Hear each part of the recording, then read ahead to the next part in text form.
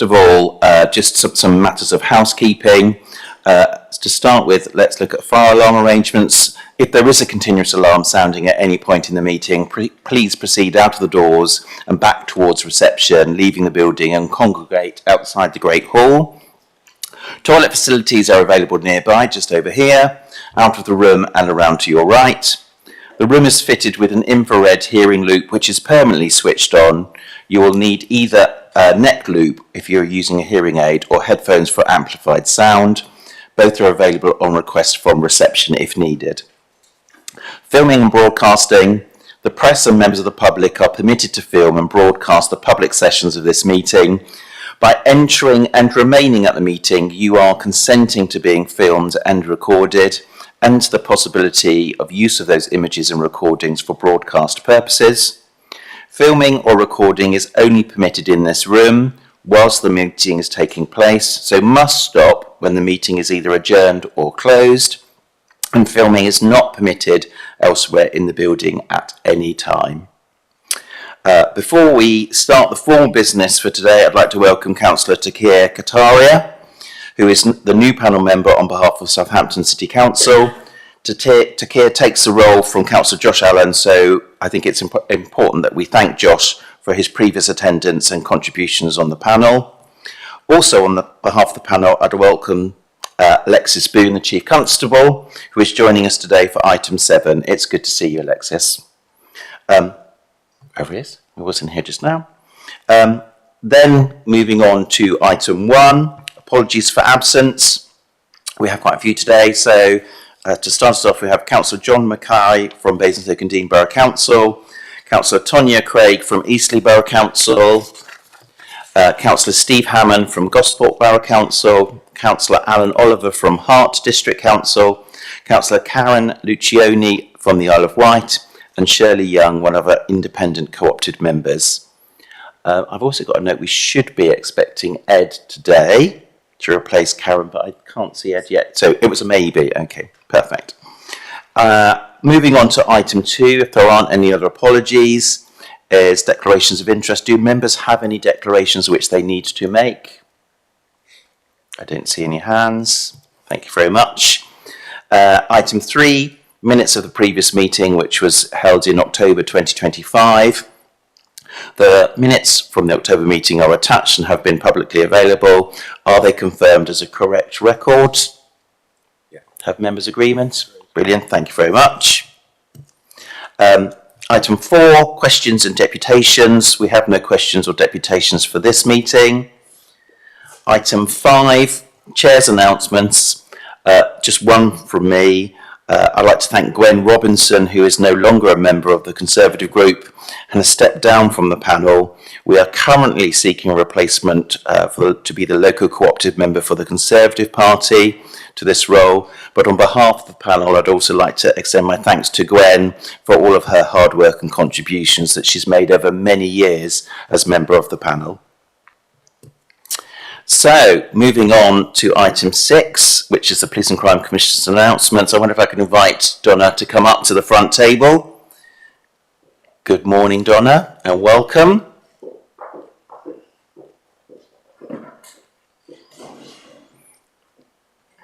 Good morning. Good morning, Kate. I'm sort of smiling to myself because, of course, the name badges are also now in the wrong place for this moment, but I'm sure it'll sort itself out at some point. So, Donna, when you're ready and settled, over to you. Thank you very much indeed. Right, I'm just quickly getting my papers together and then I will be with you. There's always a lot on budget day. Perfect. It's also probably worth noting for the panel as well that, of course, Donna has the opportunity to talk through her announcements. We don't typically take that many questions. They tend to be questions that are very focused on points of clarity from anything that Donna has said, rather than suddenly turning into an item that we weren't expecting. So, Donna, over to you. Thank you very much indeed. So it's good to see the panel and 2 new members as well. I'm not going to go through everything. I'm just going to highlight, by exception, just a couple of the key points if I can, and add a small amount of context to the things that have gone on over the last quarter since I last saw you. So it's been a busy few months in policing, and there's a lot going on, which you probably saw from last Monday's police reform white paper announcement as well, and I'll come back to that at the end. So in October, I chaired my Royal Engagement Forum. I think that was the second or third that I chaired with Assistant Chief Constable Tara McGovern. This is a brilliant piece of work that we're doing. You'll remember in my police and crime plan after my re-election in 2024, I made a commitment to the public following a request from the people that responded, over 10,000 people, to create a rural crime task force. So this is the continuation of that, working in collaboration with the constabulary. And the really key things here is we've had some good successes in tackling some organised crime, particularly around salmon poaching, use of catapults, and we have got more police officers going into rural communities, which I will cover later on throughout the morning. I issued a statement following an inspection into the police response to group-based child sexual exploitation. That was a national review, and police and crime commissioners were encouraged to give a formal response on behalf of and in conjunction with children's services departments, which we did. I joined MP Darren Paffy, MP for Southampton Itchen, his first Community Safety Action Forum with city partners. It was held in the city centre in Southampton. A really good piece of collaborative working, focusing on Op Maypole, which is an investment that I'm making through the police in youth prevention, youth diversion works, support for businesses, and expanding initiatives such as tackling shoplifting through UK PAC, the crime navigators in the city centres, and hotspot policing to grow resilience in Southampton. I launched my yellow fixed speed camera initiative, working, and I did that at the Hampshire Association of Local Councils AGM, so the Parish Council's AGM, and there is funding that's got into that, which again I'll come back to in due course if you want me to. I addressed the Hampshire and Isle of Wight constabularies, Black, Ethnic, Asian and Minority, referred to as BEAM Network AGM, in honour of the Black History Month, and really highlighting the work the force is doing with Black communities and ethnic minority communities across Hampshire and the Isle of Wight. And some really good success stories were celebrated on that evening. It was a very culturally rich event. Moving on to November. I reported that domestic abuse incidents involving male victims had risen across the country. Hampshire and the Isle of Wight following a slightly lower trend, but reporting a 7% increase. Now, in reality, I don't think there has actually been an increase in male victims of domestic abuse. I think there's been an increase in the reporting of it, because we know it's still a very underreported area. But we did have 9,770 cases recorded in the year to September 2025, and I'm funding £2.2 million worth of support services to support victims of domestic abuse, which does encourage male victims of domestic abuse to come forward and report as well. I launched my annual precept survey to bring us forward to today with the presentation of the budget, and I was really pleased that over 4,000 people have responded, again making us one of the highest responding OPCC areas in the country, which is great. I attended a community safety meeting with Caroline Noakes MP for the southern part of her patch, particularly alongside the police, focusing on burglaries, gold thefts and other areas of concern that she had, antisocial behaviour and some antisocial driving, dangerous driving, large-scale car meets in her patch as well. And it was a very well-attended public meeting with over 100 people. I expanded on the project to rehabilitate prolific shoplifters, something we call business crime navigators. This started originally in Portsmouth. We've now expanded this to Southampton, which is one of the highest areas in the county for shoplifting, as you would expect, the largest urban population that we have in Hampshire and the Isle of Wight. We have seen a 60% reduction in shoplifting and drug misuse with those offenders who are connected in with the Business Crime Navigator programme. So it really is having an effect, and it's a £30,000 programme that I'm delivering, and I'm keen to deliver that in other areas, Basingstoke and other parts of the county as well. Now we know that Portsmouth has worked, rolling it out to Southampton, and as I say, long may that continue to all parts of Hampshire and the Isle of Wight to have that kind of support. I reported that shoplifters across Hampshire and the Isle of Wight have received 414 months in custody. This is following the rollout of the UK PAC crime reporting app, and with the convictions, that was just in a 5-month period, I should hasten to add as well, with I think it was over 31 very high profile, what we call prolific shoplifters, offenders being sentenced as a connection directly to the app, and the evidence being captured through that. And I funded that programme with £177,548 worth of support. Originally it was for 12 months. It's now going to be extended to probably just beyond 18 months to make sure that we are getting the number of retailers signed up as per the original agreement with UK PAC. The government then made the announcement in November, around the budget time, that they were going to be abolishing the role of the Police and Crime Commissioner from 2028 onwards. This wasn't actually a shock. I'm happy to expand on questions if you want me to. My point around this, having taken part in a number of the police reform meetings that they did through the Home Office at the end of 23 going into 24 going into 2025, was the fact that I advocated that the role of the Police and Crime Commissioner either needed to be changed and developed, or look at doing it in a different way. So actually I was probably one of the PCCs in the country that thinks that this is perhaps a good thing to be doing, because, and there is a pause there, because the proposal, as we know, is that the governance of the police will be checked and balanced, not by a Police and Crime Commissioner in Hampshire and the Isle of Wight, but instead by a mayor. So what I think it is important is that there is someone on behalf of the public that is holding the police service to account, the Chief Constable to account, because we do pay a separate tax and a levy for the service that we're paying there, and it is right the public have their say, and there is still a lot of improvement culturally and otherwise to bring the public up to speed with what the police are doing, but also for the police to adapt and make sure that they are delivering policing services in the way that the public wish. And I refer back to the Charing Cross documentary from just 3-4 months ago that you will recall that was on the BBC. So with that, we then had the information, I think it was 10 days before Christmas, that the proposed mayoral election, as you all know, for May this year, May 26 in Hampshire, was being pushed back to May 28. I'm working with the upper tier authorities in Hampshire and the Isle of Wight, but in essence, for me as Police and Crime Commissioner, my role remains until 2028. That is the proposed date of the new mayor coming in, and I would then assume that on that date, the public office roles that I hold cease, the powers of the governance of the police hand over then to the mayor. There would have been a handover previously, there won't be now, unless the date of the mayoral election is brought forward to 27, and we're still waiting to hear back from the government on that one, and you'll all be very well cited on that, perhaps better than I am even. I then opened the nominations for my 5th annual award ceremony. That's being held on the 13th of March, and an invitation is extended, as always, to all of you. We'd love to see you, and if you are there and want to take part in the event in any way, please let either myself or Marisa know, who's here, and we can make sure that we include you in the event.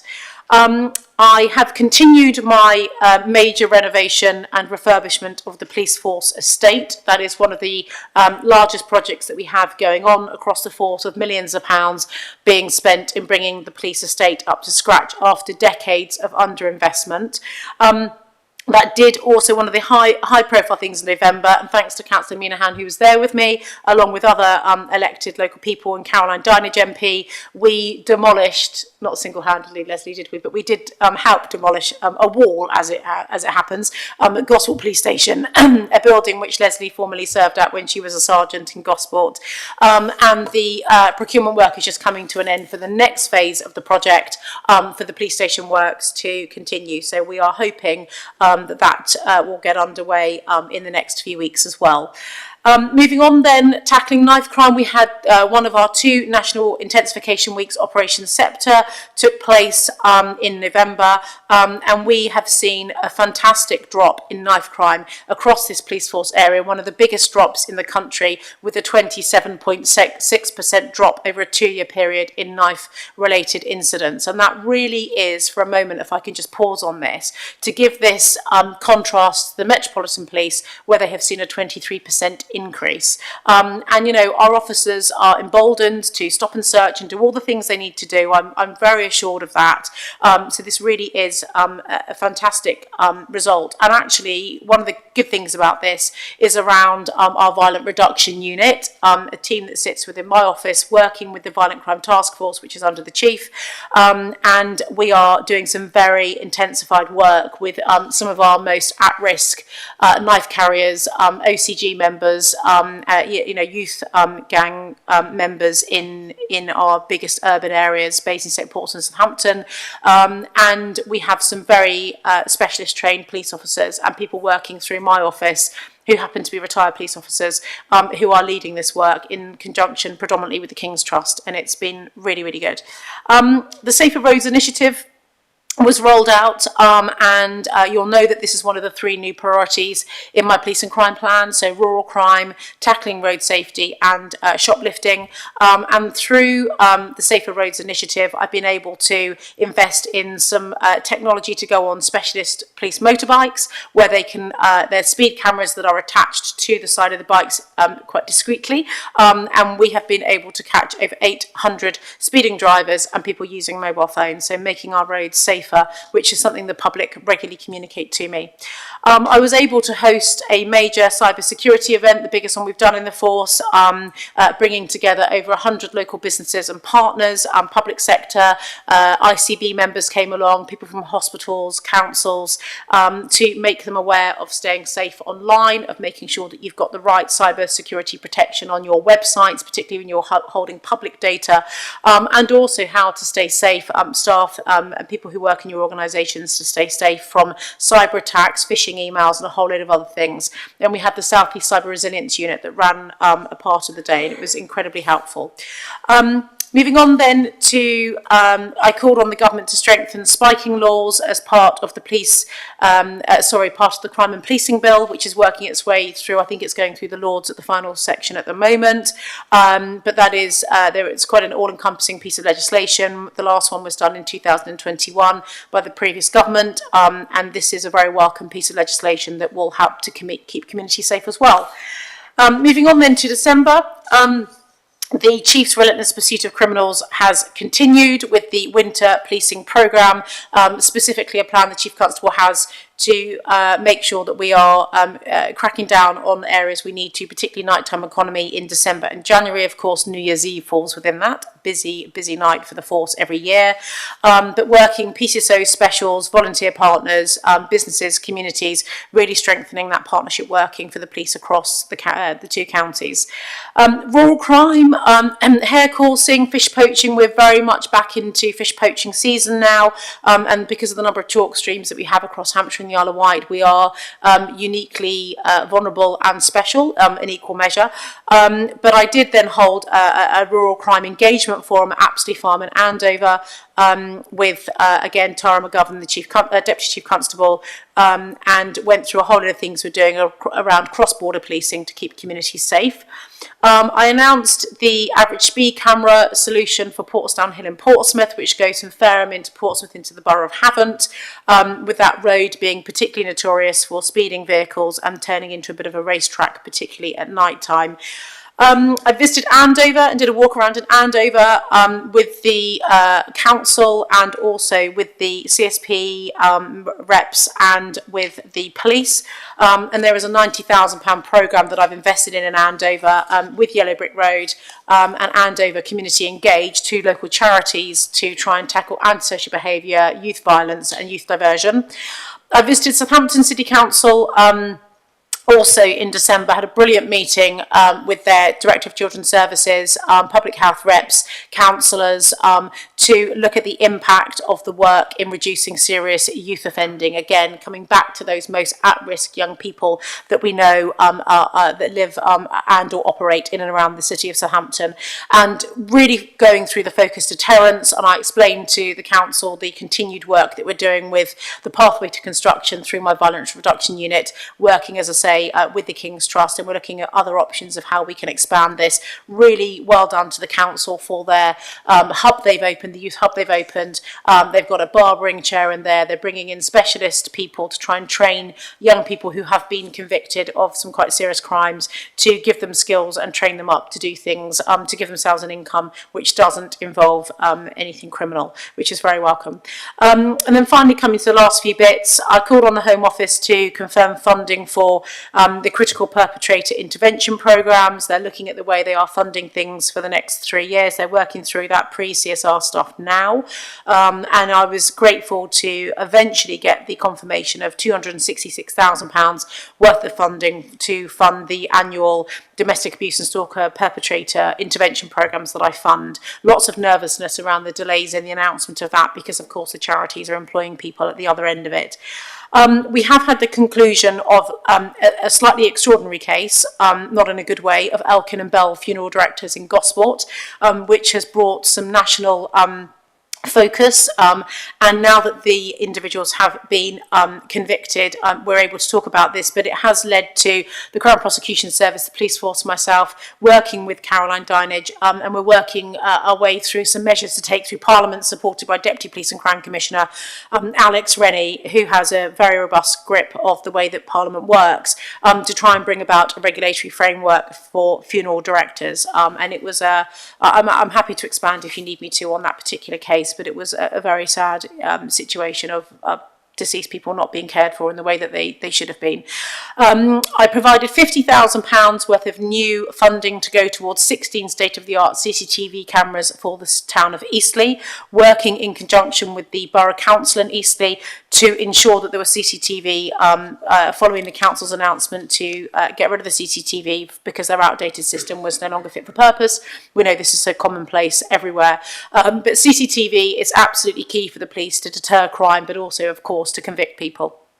I then joined the Cafe in the Park in Portsmouth to help prepare food parcels in the week leading up to Christmas for homeless people, working with the Society of St James, which is a charity that I commission, who are working with people who are alcohol and drug dependent. They're a brilliant charity. The City Council also work with them, and thanks to Kirsty and Councillor Steve Pitt, the leader of the council, the charity were in some financial difficulty, and net rating the building for them from business rates has actually kept the charity open in that location that otherwise would have closed, and that would have been a real loss for the City of Portsmouth, for people who are alcohol and drug dependent coming out of prison that go to SSJ, to the Cafe in the Park, to learn a trade, to stop them from committing crime and to give them some employment opportunities.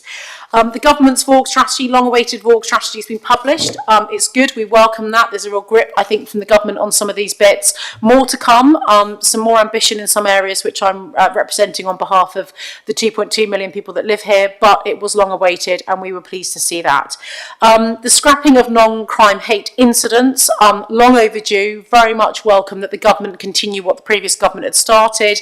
For me, and the Chief is here, he can speak in his own right later if you want to talk to him about this, but you know, a hate crime is a real crime, it's a real thing, and it will be investigated, and it's really important that the police are able to give the right amount of time and focus to a hate crime as opposed to a non-crime hate incident, which just became very bureaucratic, took up time, and we want the police actually investigating crimes.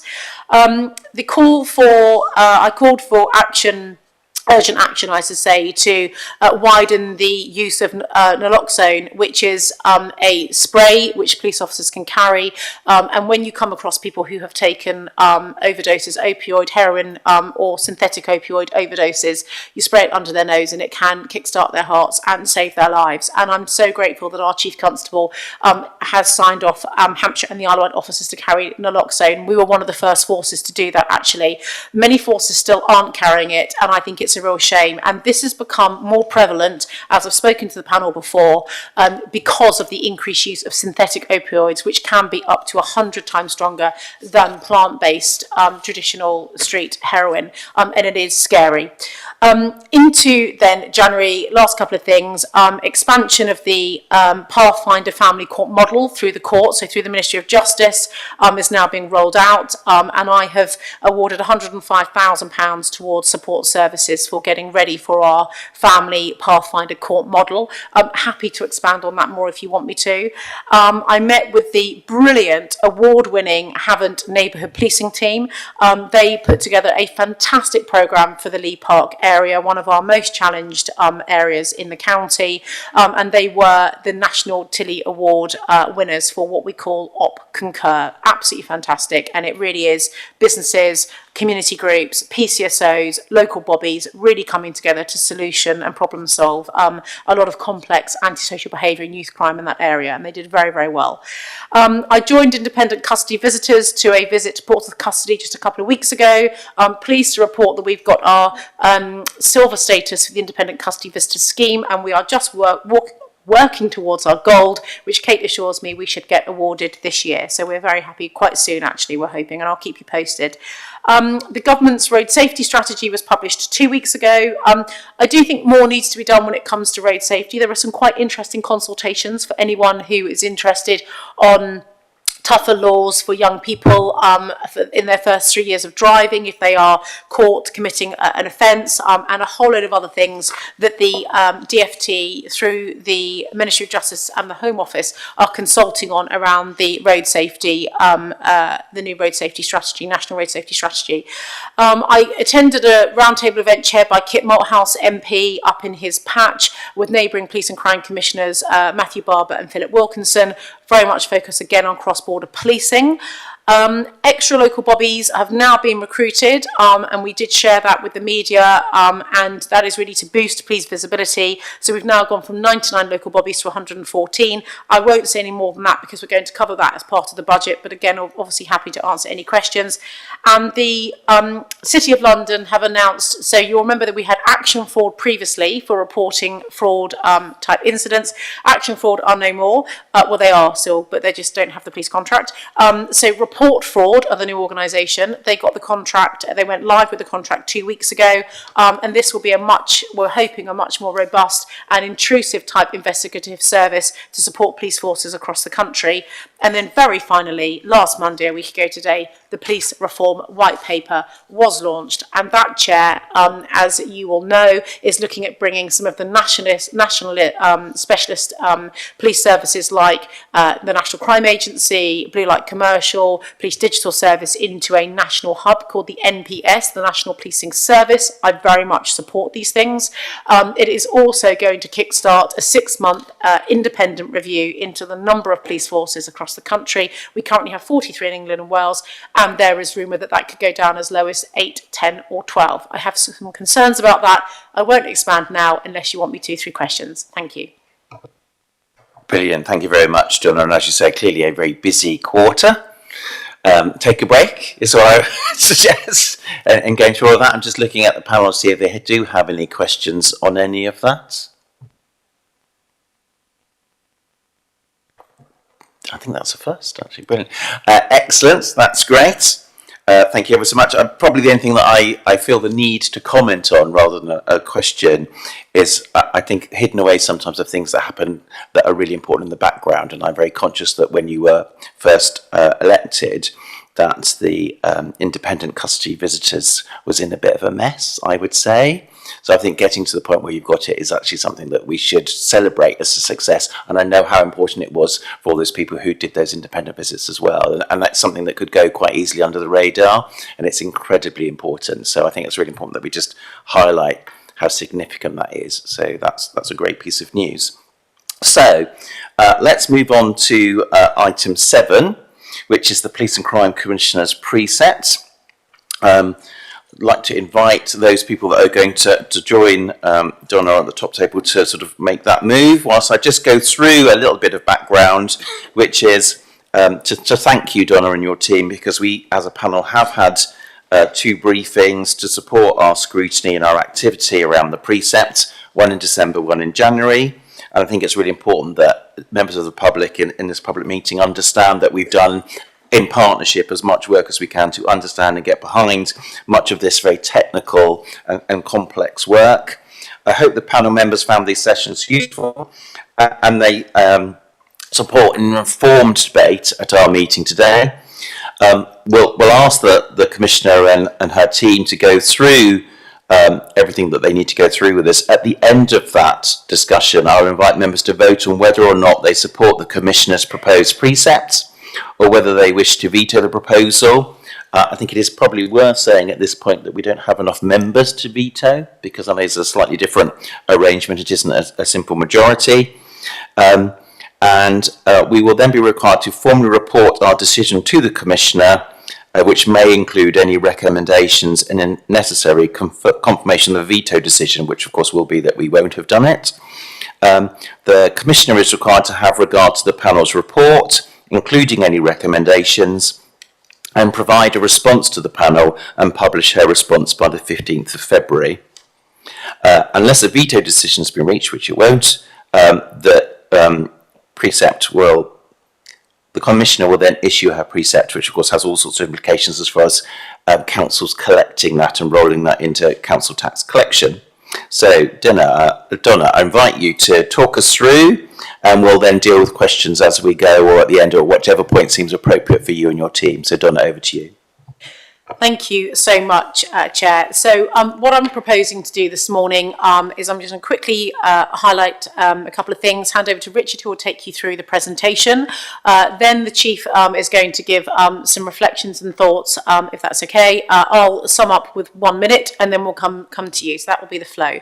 I'd like to start by also formally welcoming our Chief Constable. 5 months in, it feels like it's been a lot of ground covered already in that time. But without wanting to cause him blushes, he's doing a tremendous job, and I hope that you're starting to see and feel some of the changes that he is bringing, and with the wealth of experience that he has got in his policing career. So yes, it's tough. Whether you have it's tough in terms of the financial situation and the economic position we're in, which Richard is going to highlight for us. Obviously, recommending a council tax precept increase to you is not an easy one, and it's not one that I take lightly. And it will be exactly the same as you're all doing as councillors at the moment through your respective authorities. We have to give due consideration to also the irresponsibility of not doing it, because we have got inflationary increases we're trying to keep up with. Whether or not the veto exists or not today, I very much respect and have enjoyed the support of the panel over the last few years and the pointers you've given me and the steer and the direction and the voice on behalf of the public. So, if there are any concerns today, please be assured that Richard, myself and the Chief will be taking these away and doing what we can to work with you to address any of those issues, regardless of a veto. So on that note, I'm going to hand over to Richard. Thank you. Good morning, panel. I'm going to run you through some slides. Some of these slides I've covered in the briefing, so it's a succinct version of what I've covered before, but also bring in the latest updates that we've received on the overall funding position. So if I start with the grant settlement. So you'll see the provisional grant settlement was announced on the 18th of December, so latest possible date before Christmas. And that said that we would have 300.5 million of provisional government funding towards the 26-27 budget. That was clearly less than we're expecting, and the analysis undertaken indicated that something had happened to the additional uplift grant, and that we weren't receiving that in line with the headcount target any longer, and therefore there'd been a reduction to us of around £2 million to our additional uplift grant, because that grant seemed to be issued on a formula basis now, rather than on the headcount target basis that it had been previously. And at that point, that meant that the overall grant increase for Hampshire and the Isle of Wight was 2.6%. And that was different across different PCC and mayoral bodies, because everybody's situation with that change to the additional uplift grant was different, depending on where they were with additional officers or not. So if I move on to the letter from the Home Secretary around neighbourhood policing. So on the 16th of January, we received a letter from the Home Secretary, and that changed the position by giving us some more detail on the neighbourhood policing grant. The letter says that the grant increases by 4.3 million to 9.5 million from where it was last year, which would be good news on the face of it. It also said, though, that there's an additional £50 million found since the provisional settlement in December. So our share of £50 million nationally, if you run it through the formula, is 1.3 million. So at that point, we thought we had an extra 1.3 million compared to the provisional settlement, which increases our grant to 301.8 million, which is now an increase of 3.0% rather than 2.6%. However, in order to be able to draw down the £9.5 million worth of neighbourhood policing grant, we are required to increase our neighbourhood policing numbers by 45 people. So we won't be able to draw that grant down, that 9.5 million, if we didn't hit those extra neighbourhood officer numbers. There's also an assumption there that we would hit a certain amount of council tax increase. Of course, the tax bases are determined by the local billing authorities, and so there's a slight variance between what the government thinks we can raise through increasing tax base and what the reality will be. So if I move on to the final settlement. So last Wednesday, we received another letter, which was the final settlement. That confirmed that total grant would be 301.8. So I'm happy to say that was what we had the last briefing, so that was correct. And our total increase in grant is therefore 3.0% for Hampshire and the Isle of Wight. It confirmed a number of issues. It also confirmed that our violent reduction fund would be frozen. So we will be getting £1.5 million next year. Of course, there's nothing there for inflation, but it's good to get something. But that leaves us to fill the gaps on these frozen grants where no inflation is provided for. There's an announcement in the letter as well of a new national knife crime centre with funding being distributed locally, and Hampshire and the Isle of Wight are set to receive 0.6 million of that money. So we await the actual terms and conditions of that grant to find out more about what that is and how that needs to be spent. And so if I summarise the settlement increases in the table, you'll see sort of on individual rows there's been some significant changes on the year-to-year basis. But overall, what we're looking at is a grant increase of just 3.0% on the year. And our issues with that is that although the grant increase is 3.0%, what you'll see is that the pay award in September, approved by the Home Secretary, is 4.2%. The CPI figure for November was 3.2%. In December, it went up to 3.4%. And we are seeing pressures on national budgets, which are as much as 19% that we have to pay for national systems. So overall, we're facing inflation of sort of 5%, and I'll add a bit more to that later as well. So 5% is what we're seeing as inflation. 4.2 is the pay award, and 80% of our budget is in pay, as you know. And so an increase of 3.0% on the grant leaves us for a significant deficit to make up through the council tax. I've also put on that slide just to show you the range. So the highest grant increase was for Cambridgeshire at 4.8%. Kent, as a fairly local and similar size force, received 4.2%. The Metropolitan Police, 4.4%, and the average was 3.8%. So our grant increase is lower than the national average by a considerable amount there. And that is really because when we had the additional uplift top-up grants, we've been able to add more officers and take advantage of that grant. Now that grant has been removed and the uplift target is removed from next year completely, that money is distributed on a formula basis instead. And so rather than achieving a headcount, it's straight formula share, and that has lost us that £2 million on additional top-up grant, which was then rolled into the neighbourhood policing grant increase.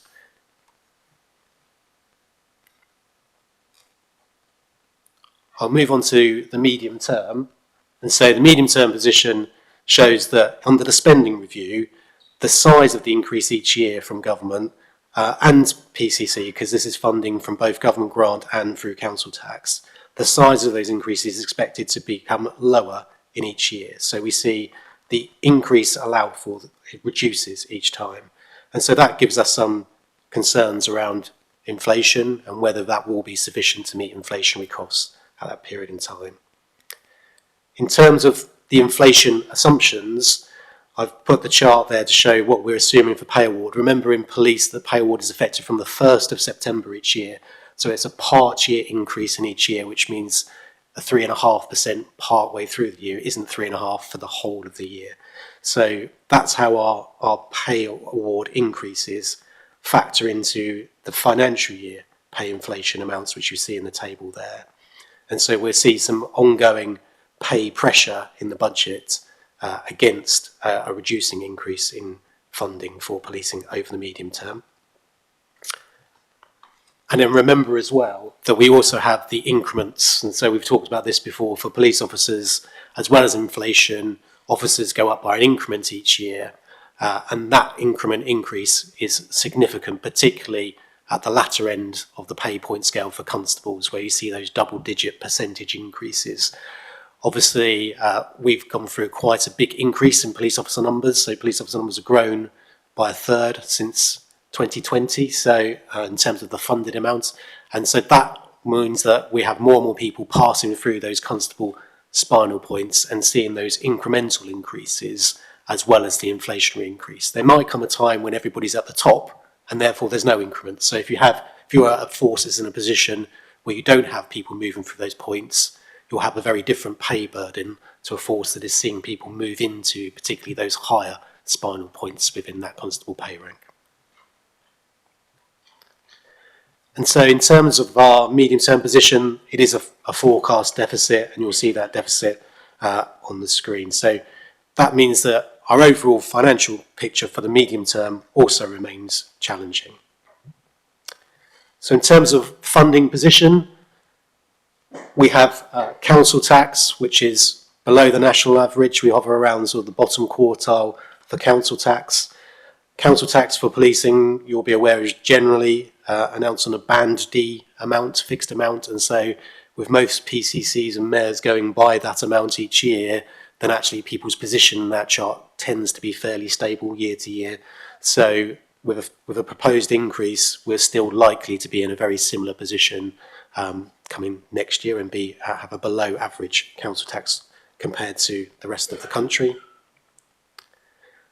And our overall funding position is still in the bottom 5, according to HMRC FRS. They look at the figures for overall funding per head of population. We don't get a particularly favourable grant settlement, as you've heard, and our council tax is below the average, and so hence we find ourselves in the bottom 5 for funding nationally. We've carried out some public engagement and consultation on precepts. Unfortunately, it wasn't known at the point that we undertook the consultation what the referendum limit would be. So for most local authorities and fire and rescue authorities, they were informed of their referendum limits on the 18th of November. Of course, policing didn't know until the 17th of December. And so that was after the closing date. So we weren't able at that stage to actually consult on the proposed £15 referendum limit. And at that point as well, we also didn't know what the government grant position as well, so we wouldn't be able to tell the public what difference the precept increase would make without knowing the other share of funding of the grant in any event. But as the PCC mentioned earlier, we had over 4,000 respondents to the survey, so a very healthy response rate. We could glean from that there was generally a support for an increase in council tax, but it will be difficult for us to say that we could actually assess any quantum from the responses that we received. I've just put those responses on the chart there so you can see that overall there was general support for the 4 to 5% increase that we were looking at the time, assuming at that time we were thinking that the council tax referendum it might be around £14 because that's what had been in previous years. It turned out to be £15, which is 5.45%, so slightly higher because there was less grants than we're expecting as part of the spending review announcement. The Chief Constable's operational statement is in the report for you to read, but to summarise, the Chief Constable's recommendation is that we go with the £15 maximum precept increase available within the referendum limits. And so the precept proposal needs to take into account all of the views that we've had from the public, from the Chief Constable, from the expectations from government around the spending review and future delivery expectations of the public.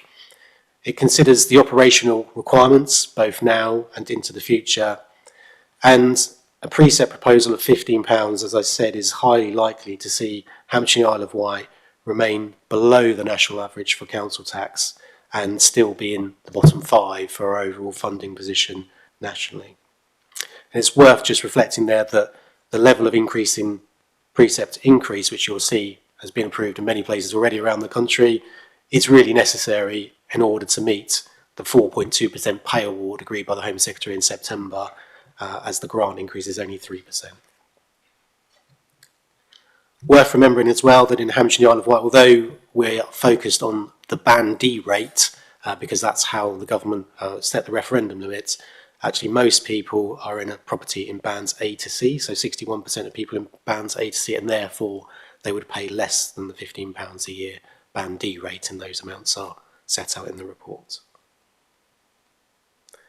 So investment. So along with being able to balance the budget, the proposed precept does allow investment. It allows just under 10 million, so £9.9 million of investment in 26-27. And the major areas of investment are additional police officers, so 36 additional police officers in total. That brings the total funded extra officers to 851 extra officers since 2020. And as I said, that's an increase of 33% since 2020. Within those officers, there's 5 more for local bobbies, there's 16 more for local neighbourhood teams, and 15 officers for the creation of a fugitive team who will tackle high harm offenders in communities. They'll be supported by 3 analysts who identify potential offenders and look to find patterns which will help us to capture those individuals. There's also significant funding in there for forensics, so 3.4 million. Of that amount, 2 million of that is what we're spending in this year, just on the additional forensic submissions that are going through because of our increases in officers and the number of crimes that are being investigated. We're seeing big pressures on that budget, so 3.4 million there. 0.7 million for the Victims and Witness Care Unit. That is sustaining that unit for an extra year. It's a unit that we originally put in place, extra capacity to meet the court backlogs caused by COVID, but those court backlogs have not improved, and so we've had to extend that on further whilst dialogue takes place with other criminal justice partners around how we should support victims and witnesses through what can be quite a lengthy period now before their cases come to trial. There's also investment there for essential technology, so our duty system requires replacing. It's essential that we have a duty system. The mapping tool within the control room needs replacing. These are just systems which come to end of life and just require update and are necessary investments, as well as spending on technology on a spend to save basis. So we're looking at opportunities for AI and for robotic process automation to see where we can make advances by using technology to deliver us efficiencies in the future. And so there's investment in those areas as well. And investment in Op Torchlight, which is a more practical policing operation to seize vehicles from criminals, which we can then sell and realise the financial gains from those vehicles as well.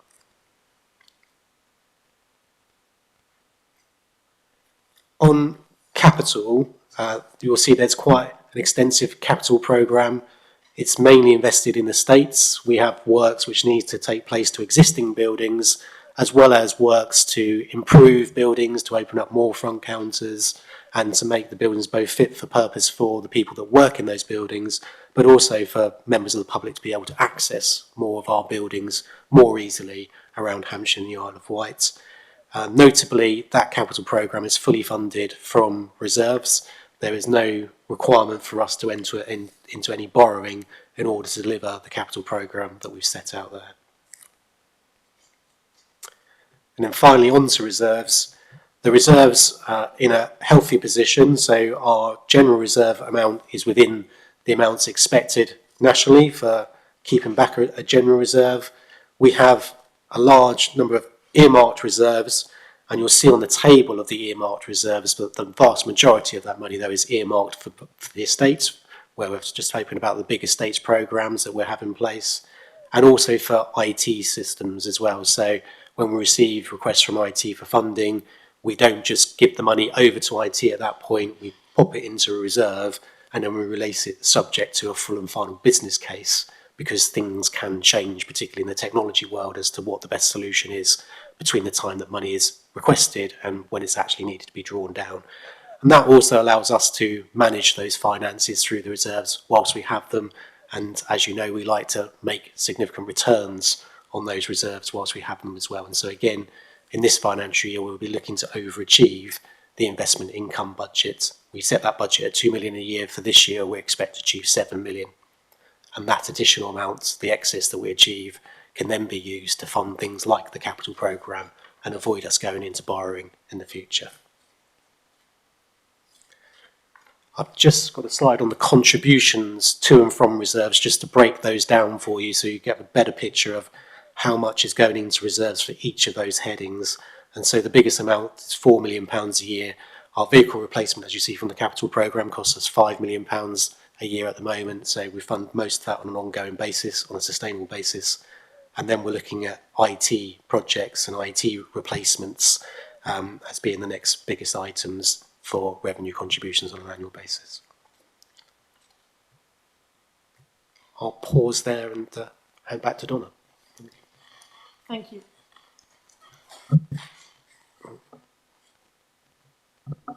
Okay. There we go. Thank you very much. Without further ado, I'm going to hand to the Chief. Thank you. Thank you very much, and a pleasure to be here today to talk to the panel and I guess provide a bit of operational context and take questions. Before I do, I guess I want to sort of outline really the demand that we're currently facing, how we're performing and broadly our approach to it. Hopefully some of the investment choices we put before you today will help outline a bit of our approach, but I'll try and outline it really clearly. Overall, incident demands this financial year compared to the last has grown 7.4%. So we're attending 7.4% more incidents than we did last year. And of those, 14,000 more grade ones, as we call them. That's your 999 calls, emergency calls. That's pretty significant. We've also faced, as many of you will have seen and in your local areas as well, increased demand from protest. Particularly in some of the cities, but also out in the north as well, up in Aldershot and places like that. But that demand has increased 32% over the last 2 years, and as of course you're well aware, that requires specialist skills and capability that we need to invest in. And we have a plan, of course, to build our public order commanders and cadre over the next few years, because we don't actually see that going away in any shape or form. We've also got things like the sentencing review impacting on us. So people here may be aware that if you're going to get 12 months, you're probably going to be back out in the community. And that pushes the demand back to policing and local partnerships to manage that demand around those offenders. And it's many, many millions of pounds. I think it's 300 million extra pounds on policing that they've estimated from the MPCC perspective. So that's quite significant. We also still have, as has been mentioned, those not insignificant court backlogs, which should be a concern to all of us, because justice delayed is not justice for many victims of crime. We're pushing and working with partners on that. But what it means in practical terms is, as Richard's pointed out, we've had to invest additional money to support victims through that really difficult process, which really impacts on them. We want to support them. We want to help them. We don't want them to withdraw from the process. We want them to see justice. So I think it's the right thing to do to invest in that unit. We also have still some of the bureaucratic challenges. We've got a disclosure regime which asks us to do far too much up front. That's being tackled head on by the National Disclosure Lead. Hopefully we'll get to a pragmatic position soon, but it does create a lot of demand for our officers in terms of creating court papers for even quite simplistic, straightforward matters. They're just some of the demand issues we face. In terms of crime, so despite this, we've seen a 1.5% drop in overall crime. What that means practically is 2,248 less victims in Hampshire of the Isle of Wight of crime, which we're very proud of. We've also seen the crime numbers on rural beats lower. So 2.5% reduction in rural crime. And many of you will know, and some of you will represent those constituencies. It's been a real challenge and a real concern of local people that we had not necessarily addressed their concerns in the way they expected. So lots of work done there, and we're moving definitely in the right direction. Donna's mentioned, of course, the really good reduction in knife crime. Again, something to be proud of, particularly in our cities, but not exclusively. And we've also seen a reduction in VORG by 1.1%. We still remain the 12th best force in the entire country for taking formal action against offenders. So that can be charging, cautions, or dealing with by way of an out-court disposal where we get them to pay, for example, for the criminal damage they cause. So I think we're still doing really well on detecting crime. And also recently you saw the Police and Crime Commissioner focused again on business crime, our town centres. We've really put a lot of effort into this over the summer, over the winter. And our combined solved rate for those crimes for robbery, business burglary, shoplifting is at 33.5%. So we're detecting about a third of those, which is really good compared to lots of other forces. So what do we need to do in that to improve our performance in the face of that never-ending demand? Well, we still need to grow some officers, which is why you've got the bids there before you today. Particularly to build on our successes in the rural areas, but also those neighbourhood officers to bolster our neighbourhood teams who are engaging with partners, communities to solve problems. We still need to keep building our numbers, I think. We're doing well in recruitment, but we need to make sure we maintain those numbers. With the increase in numbers of officers and the opening of police stations, we are a force that are still advancing into communities where others are retreating. I think that's a really important message for communities. We're not leaving you, we're going to be with you, and we're advancing to support you.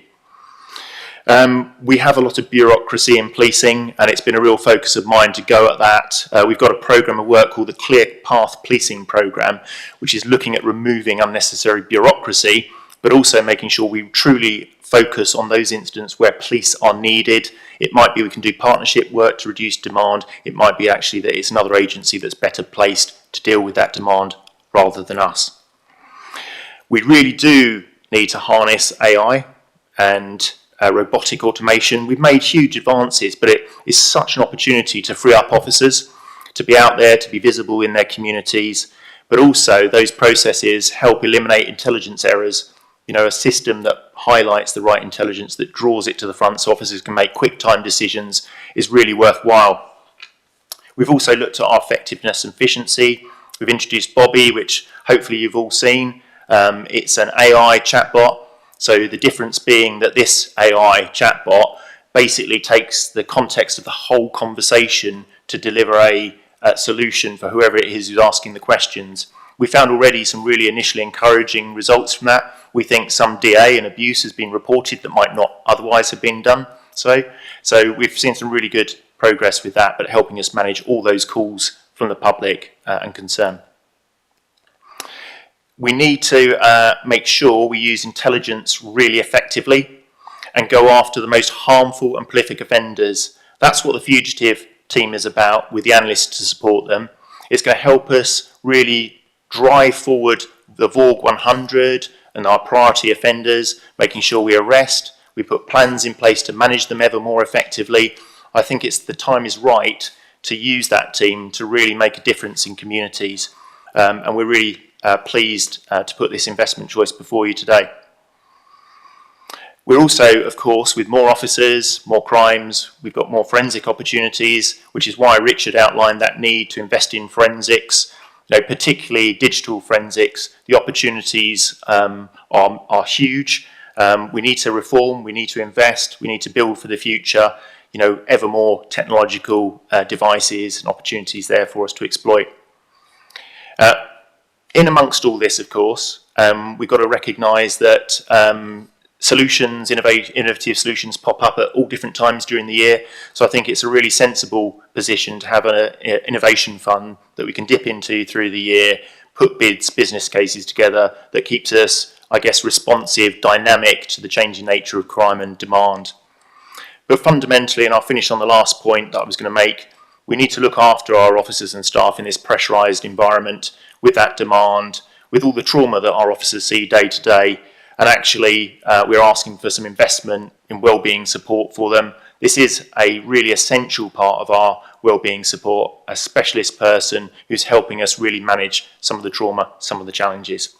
I'll stop there. So we're trying to grow our capacity, manage our demand, and be more productive and efficient to make sure that whatever funding is approved, we use it as efficiently as possible. Thank you. Happy to take questions, of course. We're nearly there. Thank you so much for being patient with us. A couple of, I suppose, just closing comments then from me, really, and thank you to Richard and to the Chief for their comments. So, as you've heard, we did receive a lower settlement than expected, and then we had the readjustment of that a couple of weeks ago, which did then leave us some £700,000 or £800,000 short than we had predicted in the lead up to December, to the funding settlement we've received on the 18th of December. What the additional 1.3 million did bring was caveats that only 40% of an officer's salary would effectively be covered. So to take advantage of that extra money, we are having to fund that through local taxpayers, and that's really the key thing. And in essence, I think the important thing here for me is that we have really been penalised by the changes to the way that the money is being allocated from the Treasury into the Home Office onto forces, by being a force who had overachieved on our recruitment of police officers over the previous sort of 4 or 5 years. And as you heard from Richard, we have had over a 30% increase in our officer numbers in the time that I've been the Police and Crime Commissioner. The part that was given to us that we had to do was probably around 10 to 12% of those numbers. The remainder of that has been me working on your behalf because the public told me they wanted more police and more visibility. And as you know, they've been the two driving things in my police and crime plans, both 21 to 24 and then 24 to 28, and that remains. The inflation pressures, as Richard has said, averaging at about 5%, but because so much of the work that we're doing in the very large underinvested police estate is in property, the construction price index is in double digits. And that's what drags that inflation increase up to 5%. But I mean, just the inflation part alone, some of it is eye-watering, some of the numbers that we're having to work through at the moment. So I'm trying to get things done quickly before those numbers become even bigger because of any sort of delays that we may build in. The key thing I think for me is that we are a low precepting police force, as Richard has said, but in spite of being one of the lowest precepting police forces in the country, we are one of only 5 police forces that has no requires improvements from our regulated PL inspection from His Majesty's Inspector of Constabularies and Fire and Rescue Services, HMI CFRS.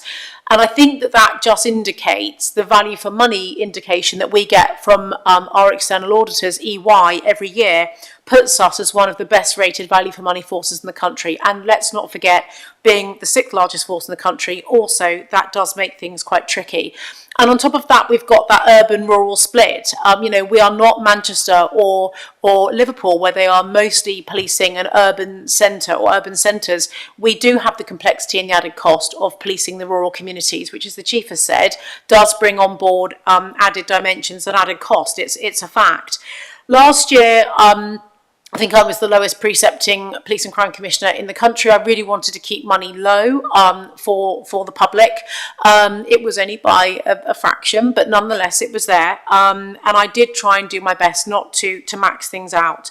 This year we are in a different financial position. I think we need to be aware that we are back into austerity, although that A word is not being used. We are there. We are getting under inflation increases from the government across the public sector, and you are all caught up in that too. I understand why you can't spend the money nationally if it's not there. It's not a criticism, it's a fact.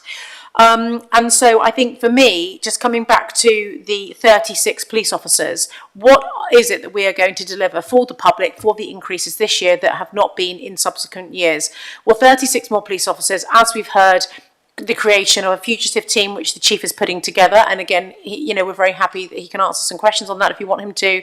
Within the 36 officers, 15 of those creating additional local bobbies that we did last year. 86.7% of those 15 local bobbies that you supported last year have gone into rural communities for the complexity I've just talked about. There'll be 5 extra local bobbies of the 36. 15 going into the fugitive team, leaving 16 additional police officers, which the chief will allocate based on priority and need across all of both our counties. And so for me, I suppose, if you look at the £15 increase that I am asking for, 62% of our population will not pay that. They will pay a lesser amount because they're in bands A, B or C. So the vast majority of our populations will pay less than the £15 a month. But it is the minority that will pay that, and some clearly more than that as well. But 36 pence a week for a band D property paying £15 extra is 36 extra pence a week. So 36p a week for 36 extra officers, which I hope you will agree is good value. As we've heard, crime is down, greater demand on the grade ones, protest demand. We are one of the forces that please understand that we are one of the forces that's had the greatest protest demand increase. It just hasn't stopped since Southport last year. It has been relentless. The court backlogs, as the chief have said, have had and will continue to have significant implications for policing. And to finish on a positive, the £2 million innovation fund that I'm creating, which will be a board that I will chair, which will mean that we can be robust, and when we are seeing ever increasing good initiatives around AI, particularly to help detectives, for example, in getting through their case management much quicker, that we are robust and we are in a position, the chief and I, to be able to move those things forward very quickly. And then finally, the digital bobby that the chief mentioned that was rolled out last month really is helping with the pressure on the contact management centre and the number of calls that are coming in. And again, as I say, we're happy to answer any questions. And finally, from me, a big thank you to Richard, to Kate Boynton, who is sitting over there, our deputy Section 151 officer.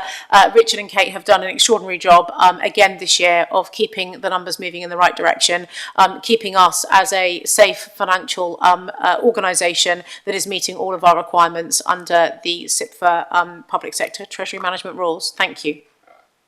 Brilliant. Thank you very much, Donna, Richard and Alexis.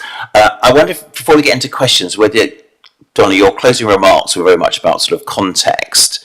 I just want points of clarity, really, with some things that are inferred but perhaps not explicit that I'd appreciate and might help our conversation, is use the word expectation about the increase. So there's a danger, isn't it? It looks like your proposal rather than expectation. I wonder because you could be very explicit about the consequences of not doing what is expected of you by central government. And the other one, Richard, you'll appreciate is there's something about figures which can be quite difficult to understand, and we certainly appreciate that, I think, as councillors, and people talk to us about percentages, etc., etc. This panel is often really focused on the funding gap, and we talk about this £42 million figure, and sort of turns it into something that's a bit more real rather than where we are in a league table of other forces. So with everything that's happening, what does it do to that funding gap? Does it make that funding gap bigger? If so, how much? Thank you very much. So the first question then I'll take, and I might bring Richard in for part of question one and then hand him for question two as well, that the implications of not increasing the policing precept by the £15, which is the assumption of the government, is that effectively I think we wouldn't be able to deliver the 36 police officers. I think we would have to start moving into consideration of probably getting rid of PCSOs if we didn't do it, because we are balancing the budget at the moment on the assumption and the numbers, but the funding gap that would create, not just this year, but the compound impact for the subsequent years, would then mean that we would be really struggling. Previously, the police pay rise has been done on this basis. The police and crime commissioners negotiate with the policing minister and the Home Secretary and say, we will fund up to, since I've been around, it's been sort of anywhere between 2 and 2.5%, and that the Home Secretary will fund through her or his budgets anything above the 2.5. And that has been honoured in the 5 years that I've been around. This year, that's not the case. So the police pay rise over 2.5%. We'd all budgeted in our assumptions as police and crime commissioners and mayors 2.5%. We haven't been given the money to take it up to the 4.2, and therefore local taxpayers are now having to shoulder the burden of that. And if we don't put the police pay rise up, put the police precept up to £15 to meet that. We can't not pay the police pay rise. It's already there. It started in September last year. So therefore, we've already got that on the books now. To not cover that would mean that we'd have to cut back in officer numbers, and we'd have to have some quite difficult conversations about operational policing. I'll hand to Richard for some further context on that if you want to, and then to answer the other question, if that's okay. Thank you, Donna. So in terms of consequences, so the precept increase is worth around £11 million in cash terms. And so if there were no precept increase at all, we'd be £11 million short on the funding. In addition to then having to make a cut of £11 million, some of that money is invested in order to achieve the 45 extra officers for the neighbourhood policing grant, which is worth £9.5 million. So if the precept didn't go up by that amount, bearing in mind we've actually received no net additional funding to achieve those 45 officers, we would not only lose out on the £11 million and those officers, we'd struggle to hit our target and achieving that further £9.5 million conditional grant as well. And so you would not only lose £11 million, you'd be at risk at losing £9.5 million of grant funding. So you could be looking at a loss as big as £20 million. That's about 250 officers on an ongoing basis that you could be losing out on. So quite significant consequences if we weren't able to increase the precept in line with the recommended amount in order to achieve those outcomes. Can you just say about the funding formula reviews kicking off as well, about police reform? Yeah, so as part of the police reform announcement, one of the things which government is saying that it's going to do is include a proper funding formula review at that point. I think that has to happen. So the funding formula hasn't even been run for over a decade because it's not even possible to run the formula again. We will just get the same percentage share as when it was last possible to run the formula. So there isn't actually a formula in place. Can't run it. So if there is a change in the number of police officers, which is the central aspect of this reform, then it will be necessary to have a new formula in place in order to be able to divide up the policing service money across those mayors or policing bodies, whatever is in place at the time. So it will be absolutely necessary for government to have a working formula in place at that point in time. But we don't know when that might happen, obviously. Brilliant, thank you very much. So I'm going to open it up to questions. Leslie. Thank you, Chair. One for Donna and one for the Chief, please. Just your views on reducing 43 forces down to 12, I think. And for the Chief, the Police Reform White Paper says that serious incidents to respond within 15 and then 20 for all. How are we doing at the moment? Is that going to be a problem? Just your thoughts, really. Thank you, Chair. Thank you. Thank you very much. So my thoughts on this. I'm not against police reform. I think it is necessary.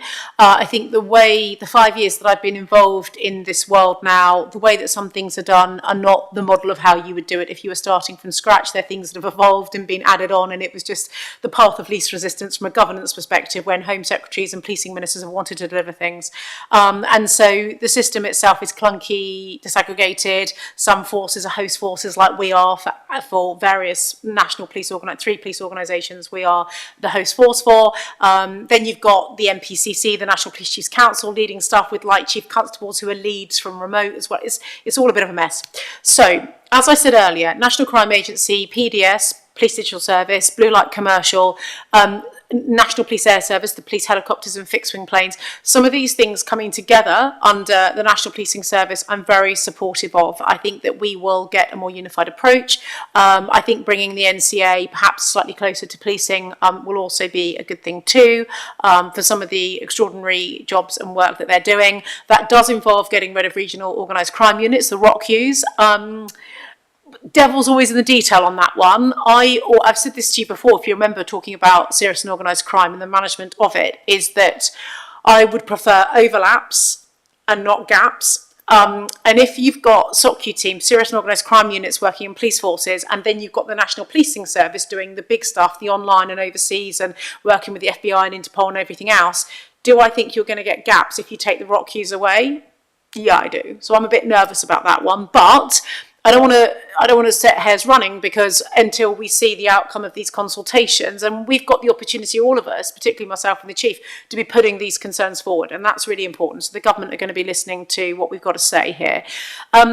In terms of the police forces, to come to your question specifically, some of our police forces are very small and they're really struggling financially. Like, they've already got rid of PCSOs 2 years ago. They will not be able to take advantage of the money that we are being offered for those extra 45 officers to meet 40% of the salary that we're being given from the Home Office, but we've got to pay the 60%.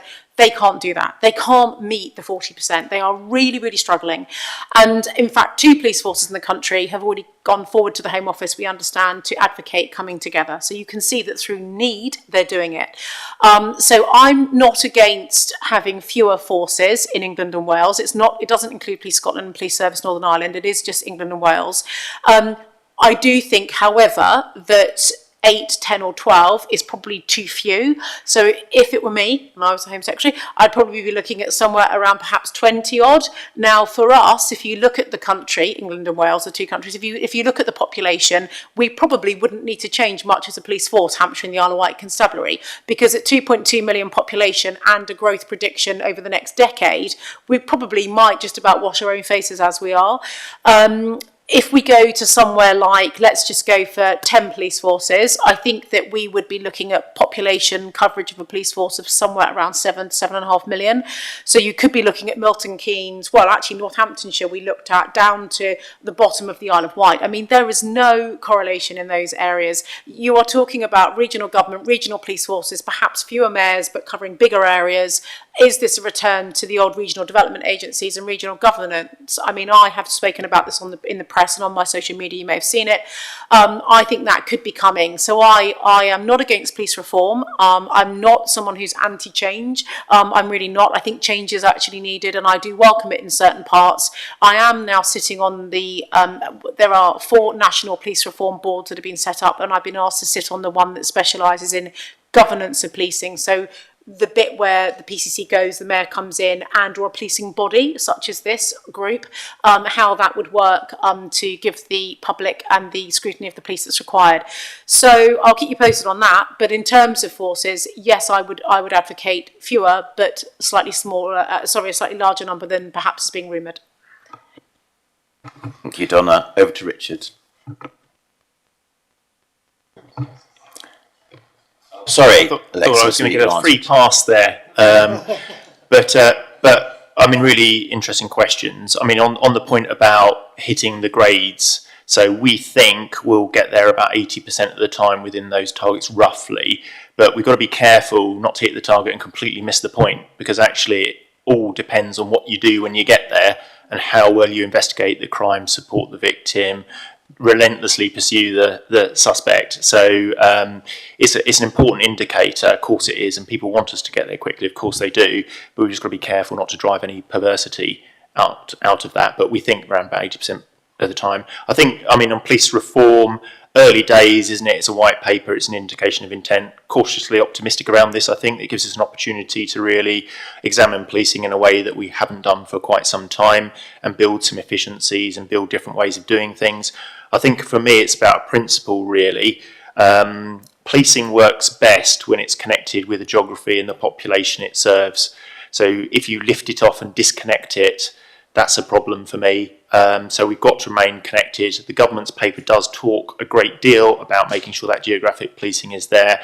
You've also then got to balance up carefully what goes into a central team versus what is local, because intrinsically serious and organised crime and counter-terrorism are linked to local communities and geographies. How many times do we see intelligence from local community partners, communities disrupting terrorism all the time? So we've got to make sure that the balance is right, and actually the right operational capabilities are available to that local force. But there will be a proper review of this to look at the right balance. But I think opportunities, there's such a lot in the white paper we could go into, but you know, there are some interesting things there around support for officers and accountability for me as well that we'll be working through. Thank you. Thank you, Alexis. Richard.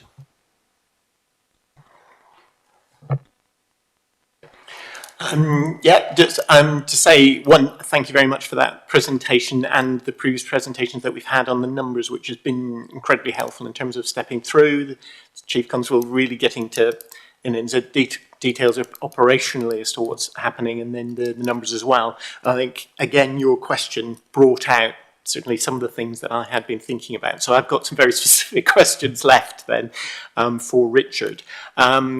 You highlighted that the effect on pay of the progression, the spine, and and particularly then you showed the development of potentially deficit.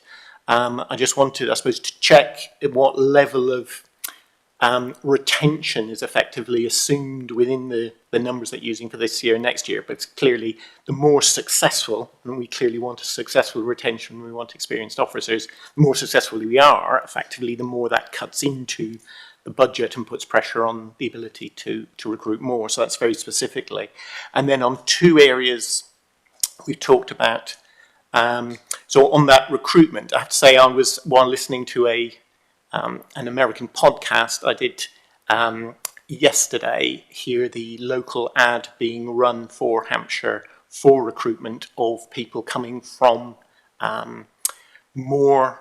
having experience in other areas and joining the police force as with life experience thing, which I'd be incredibly supportive of. So I'd be concerned then if payroll starts to increase ahead of the expectation, it cuts into some of these things which are invisible but actually really important. So I was saying, one, certainly in how we support recruitment and how protected effectively that budget is. I think, Donna, you've already answered a little bit of my question around how we're going to protect the AI developments, which are so key in the board that you're running. If you could talk a little bit more about how that's been budgeted in, and how pressure from a pay side may put pressure on those sorts of things.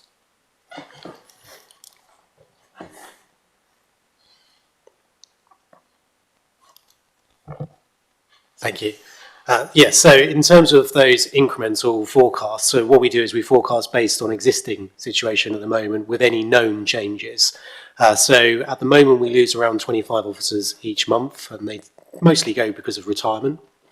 But a lot of officers retiring at the moment are at the end of their 30 years because they've been paying into the 1987 police pension scheme. As we go forward in time, there'll be less people with service in that 1987 pension scheme, and that will mean that people will stay longer potentially because they're not at that sort of cliff edge of 30 years. So we do expect sort of hopefully retention to improve slightly because of those factors. There is an anomaly within the police pension scheme as well, the 1987 one, that if an officer leaves, if they go off and do any other job, they collect their pension plus their salary from that other job. But if they come back as a police officer, they lose their pension. Only as a police officer. If they come back as police staff, they'll still get paid their pension plus their salary. And so it is incentivising officers to leave as officers at that point in that 1987 pension scheme. So that's something which we're alive to and petitioning the government on to say, could they change the rules around that sort of abatement so that more of our officers could stay more longer, access their lump sum pension? Yeah, it would be easier for us to retain people, and that's where we mostly lose people, if those abatement rules were changed. So we're actively trying to manage that. But our Operation Elevate team, they are switching their focus now towards more retention. Having done a lot to generate more recruitment, we've invested in a new head of recruitment who's come along to actually boost the recruitment side, and Operation Elevate will now focus on trying to reduce those retention levers down from 25 a month. Their target's going to be sort of 17, 18 months. So that will quite rapidly make a difference because we'll then have people with more experience staying in those roles. That's better for our frontline delivery. But also if they get to the top of those spiral points, then we don't see that incremental challenge going on. So we'll continue to monitor the position, but it's both operationally and financially beneficial for us to try to retain those people as much as possible. And so we'll continue to invest in those areas.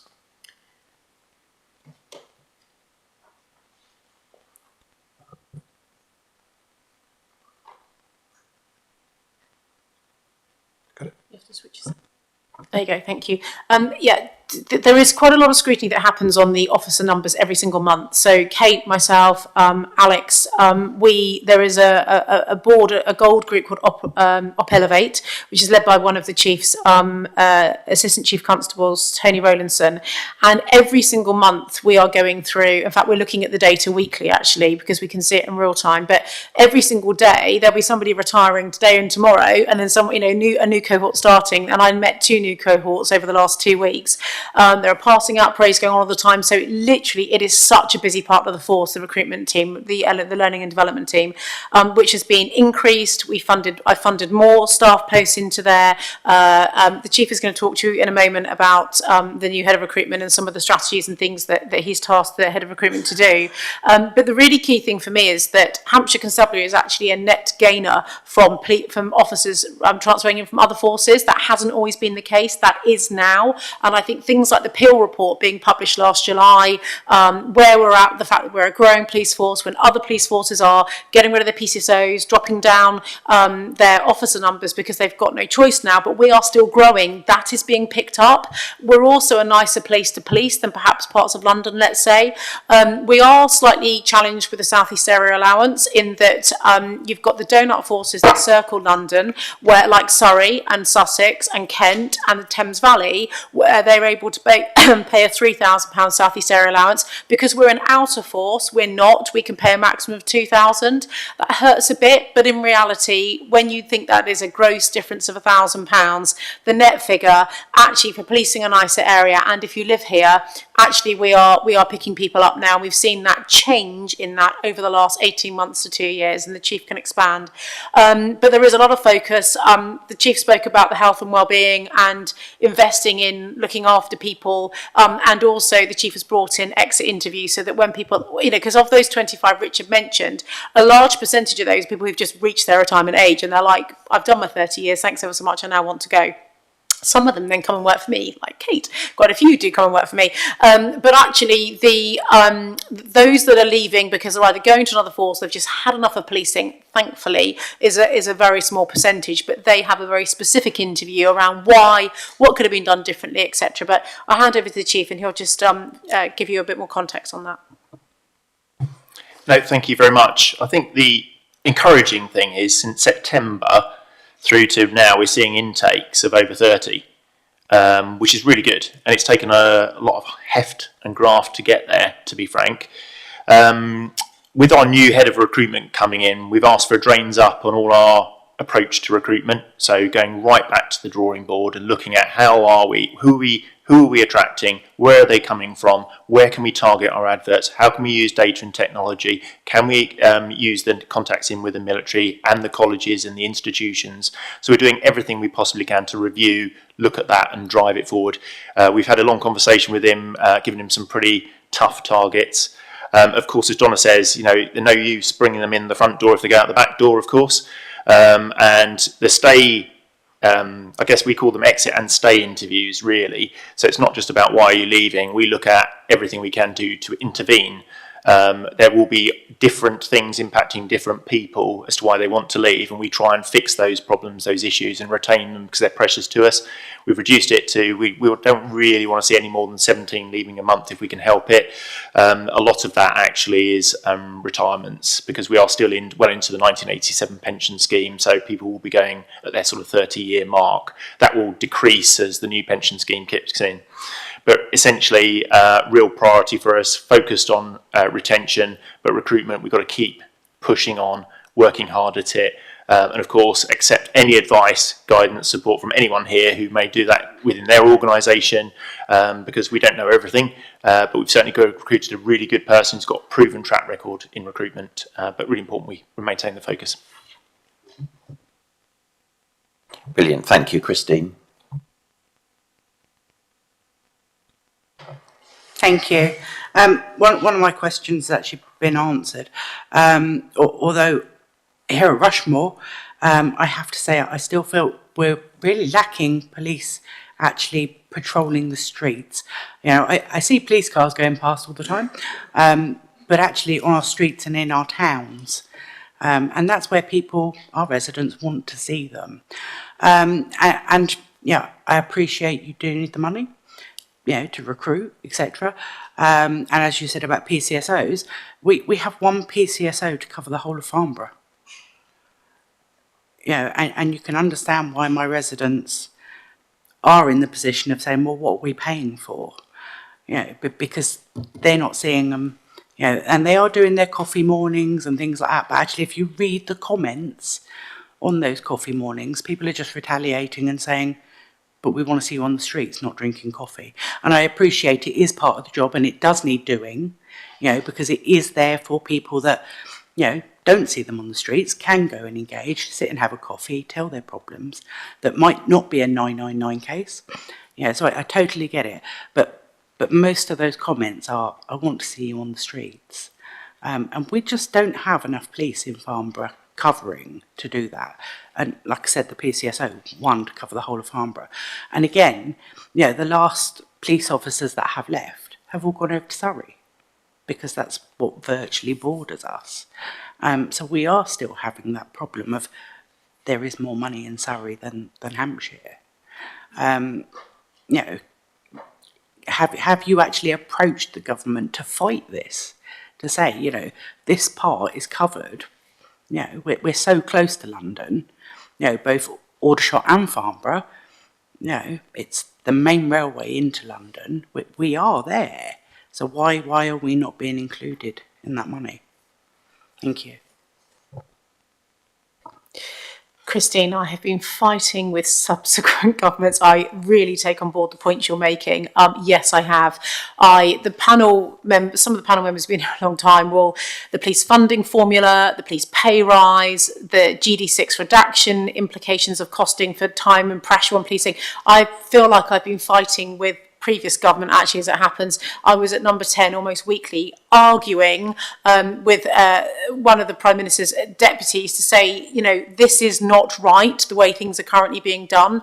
It is frustrating on the way that the funding hurts us here in Hampshire. And while I made a bit of a joke and said, hurrah, the police funding formula, there is a commitment by the Home Secretary, and thank you to Shabana Mahmood for saying this, that she is committed to doing the police funding formula review, which I pushed so hard to get done under the previous government.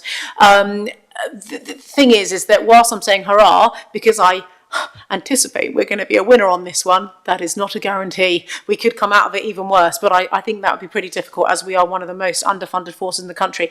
Just coming back to your position, actually, your patch in Rushmore, I would love to arrange for you to go and do a walk the sergeant through the chief's team, if that's okay with your district commander, because they're bringing in this walk the beat with the sergeant, getting councillors out and community leaders out to go and walk and understand, so that you can then go back and speak to your residents about this. So it'd be great to get you to do that, and maybe meet at the police station first. You can meet some of the other PCS.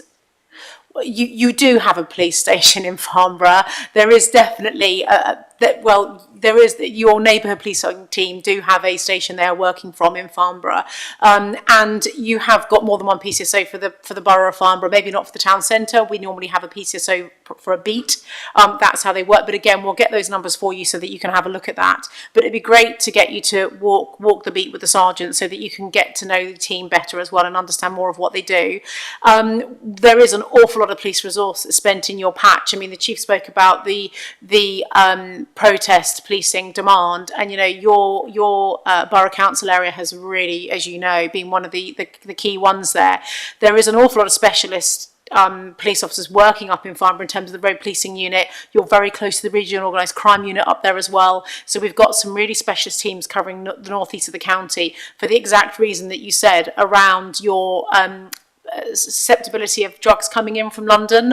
You are one of those first stops. We absolutely get that. Basingstoke is absolutely the same. I think we just need to spend a bit of time with you, give you some more information, perhaps give you some reassurance. But in terms of your point around more officers and more visibility, I 100% agree with you. You're absolutely right. We do need more of that. But I'll hand to the chief. No, thank you very much. And just one important point: we only lost, in terms of transfer, 18 people out of the force for the entire of last year, so not many. In Rushmore, actually, when I was up there, because I spent a bit of time there over Christmas as well, quite a few of them have gone to Surrey and come back. So I've met a sergeant, been over, because actually the difference of £1,000 on your kind of regional allowance if you're not settled and you don't, you're not happy in that style of policing, you'll come back. So we don't want people to leave, but just give you a bit of assurance. It's actually, I don't think we're having a massive net loss to Surrey, and sometimes they do come back because they see Hampshire and what we do, and we are very, very good, I think, as a police service and what we offer and how we support our people through this.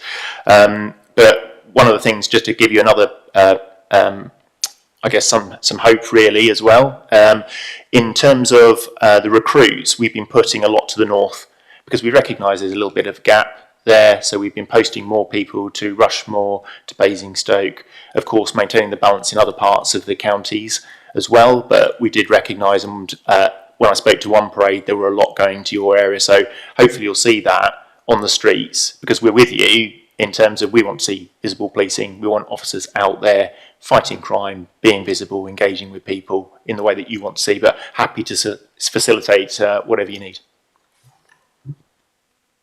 Thank you very much. Now going to Luigi. Thank you very much indeed, Chair. I'm going to be on a bit of a ramble, and there are some questions. First of all, thank you very much, Richard, for the excellent briefing. I was quite surprised, but not surprised, that the government was leaving everything to the last minute.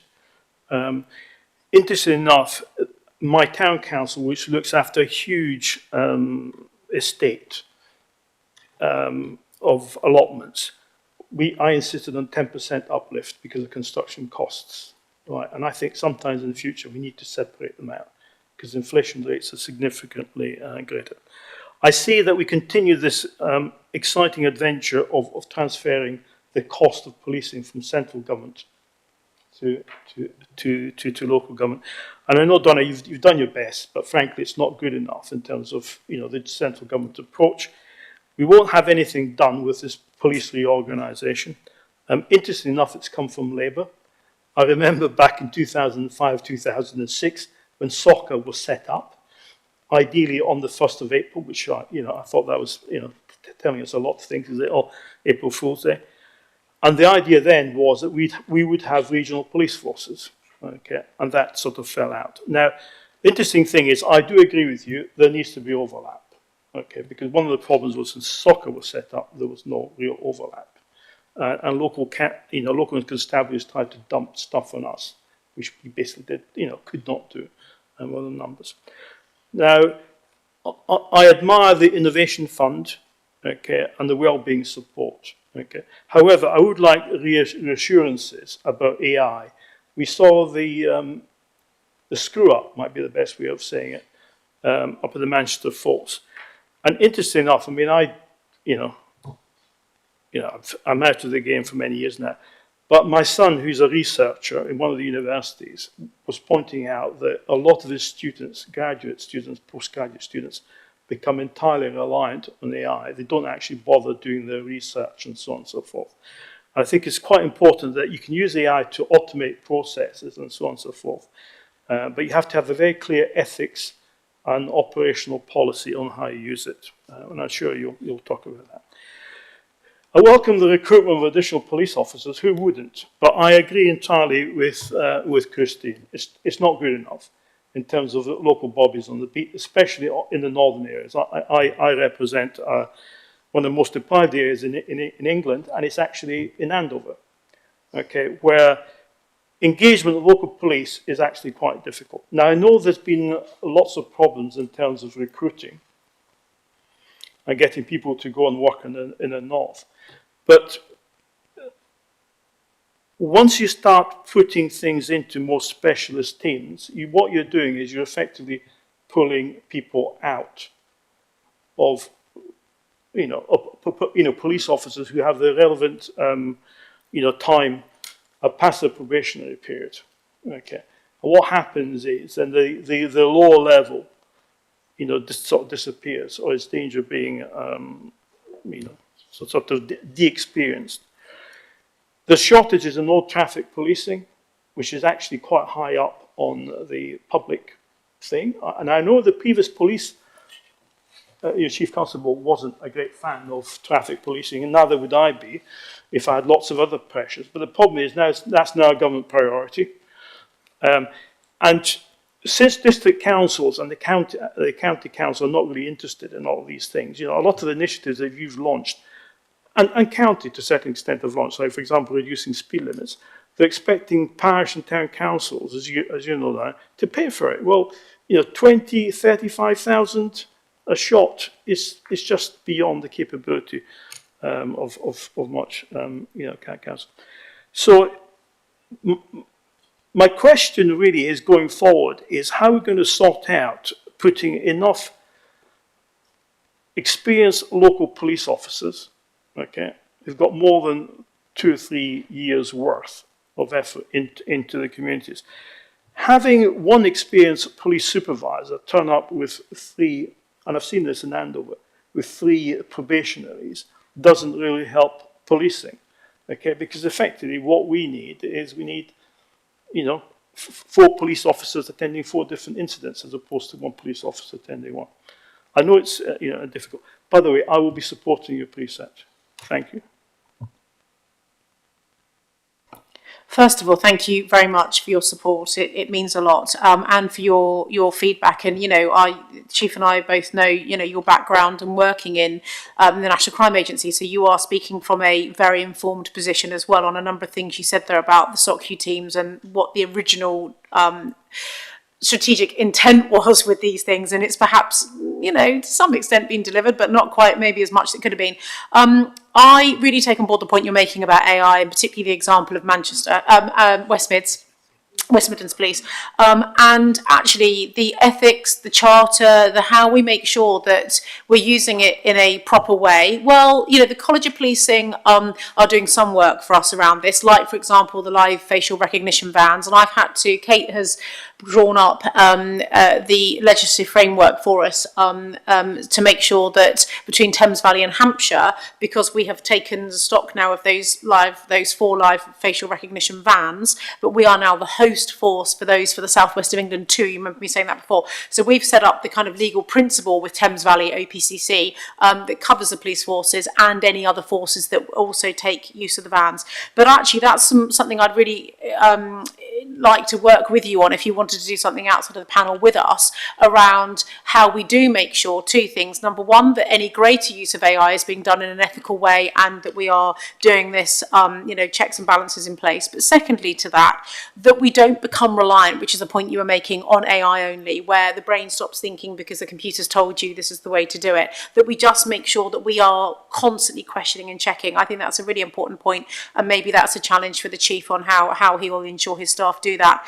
You then moved on to talk about the getting more people on the beat, which we need, and driving the visibility, but taking people away from specialist teams and the danger that you have in taking them away from RPU. And the 2 that I've given as an example to this, and my concern is in terms of the police reform, not wanting to criticise because we're in a consultation period at the moment, but where the white paper's going is that the Home Secretary is going to be able to lean in a lot more on chiefs as operationally independent people. I think that is very, very important. I'm very clear of the lane that I'm in, and I'm very clear of the lane that the Chief is in, and I have never, ever had a need to go to any of, I've worked with 3 chief constables now, to go to any of them and say, I would like you to put more police officers in this area.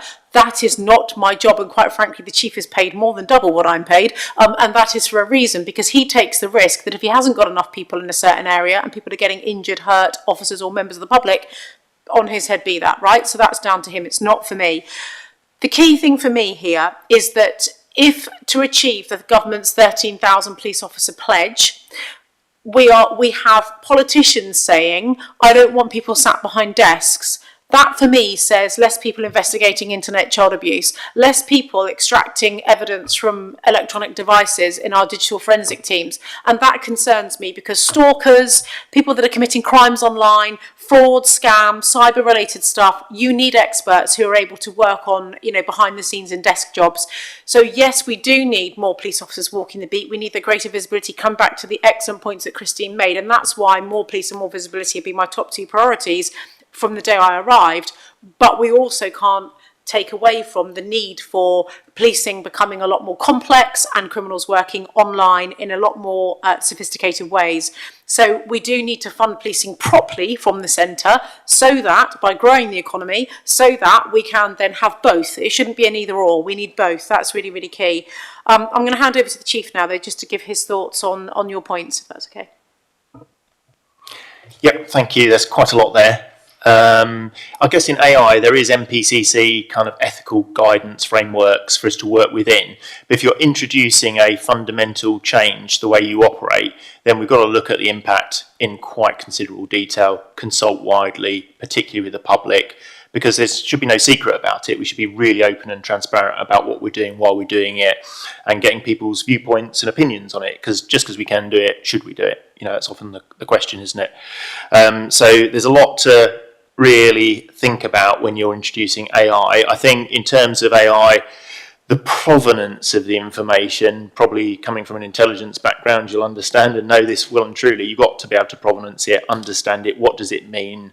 You cannot accept things on face value. If AI serves it up, you've got to look at it in detail and really go through it in some considerable detail. In terms of the specialist teams, to give you, I guess, some reassurance, we look at the demand and threat across all our teams on a regular basis, and the experience profile now as well of those officers, and try and do the best we can to try and balance that out. It won't surprise you that actually in more specialist areas of policing, people tend to have a longer level of service and experience. I say service, it's a proxy for experience, because it doesn't necessarily mean great experience, but it's a proxy. But actually we are looking quite carefully at that and where our people are. There's opportunities through promotion, through other initiatives to encourage people to work back in local policing where we need them. So we're certainly looking at that in a bit more detail. You have to be really careful about how many specialist teams you kind of develop, and make sure you don't draw away too much from local policing. My idea is that actually I'm trying to always think about how I reduce the amount of abstraction of neighbourhood policing officers.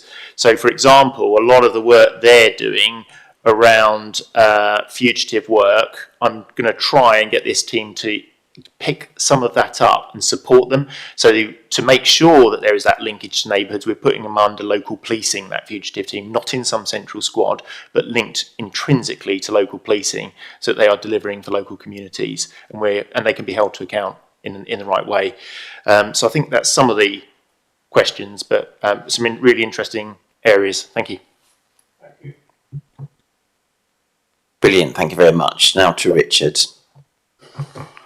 Thank you, Chair. I'm really enthusiastic again this year. I have a different outlook than Christine, because my ward's Lee Park, of course, where we've done wondrous things in Lee Park, and of course on Haining Island, if someone breaks a pane of glass, you get a host of emails from local councillors saying they want another CCTV, and you funded some, so thank you for that. I've also done a couple of walks with sergeants. They are fantastic. I do have stuff still working, so I have to take a day off work for those. I've exceeded the elastic limit of goodwill from where I work. And I think I share your concerns, Luigi, about AI. I've seen some reports from councillors that are absolutely 6 pages of meaningless drivel. But I do think they could do a lot of the grunt work, generate exactly the right reports you want and partially fill them in. So I'm pretty enthusiastic about that, and I've said before, I think you're doing a good job, and I still think you are, and I'll be voting for it. I wish it was more. Did you need to make any comments, Donna? No? It's a matter of public record, so I can now quote you in leaflets saying that you think I'm doing a good... No, in all seriousness, Richard, thank you so much for your feedback. And particularly, your ward, the area that you represent, is obviously one that has a huge amount of complexity to it. And actually, I think you're right. I mean, I mentioned the Tilly Award that the Lee Park Neighbour Policing Team from the Havant Policing District received, and it really was fantastic. And I think for the panel members, you'll understand it better because you know the team, you know Ian, the local Bobby, and others there. But you know, it really was about getting right back to basics with councillors, with Motivate, who are obviously based in Park Parade, and with everyone there to look at what the issues were. I then funded through my office work with supporting families where you had, you know, let's just say a lad that was 15, 16, 17 that had 12, 13-year-old brothers coming up the ranks. So it was really about supporting mum as well to say, look, kids do need boundaries. Boys need boundaries. Give them boundaries. But with Motivate, supporting, hand-holding, talking, looking at bedtime, looking at, you know, actually getting them up and how to get them to school. And if they're in a PRU, then how to support them to get back into school and out of a pupil referral unit. There's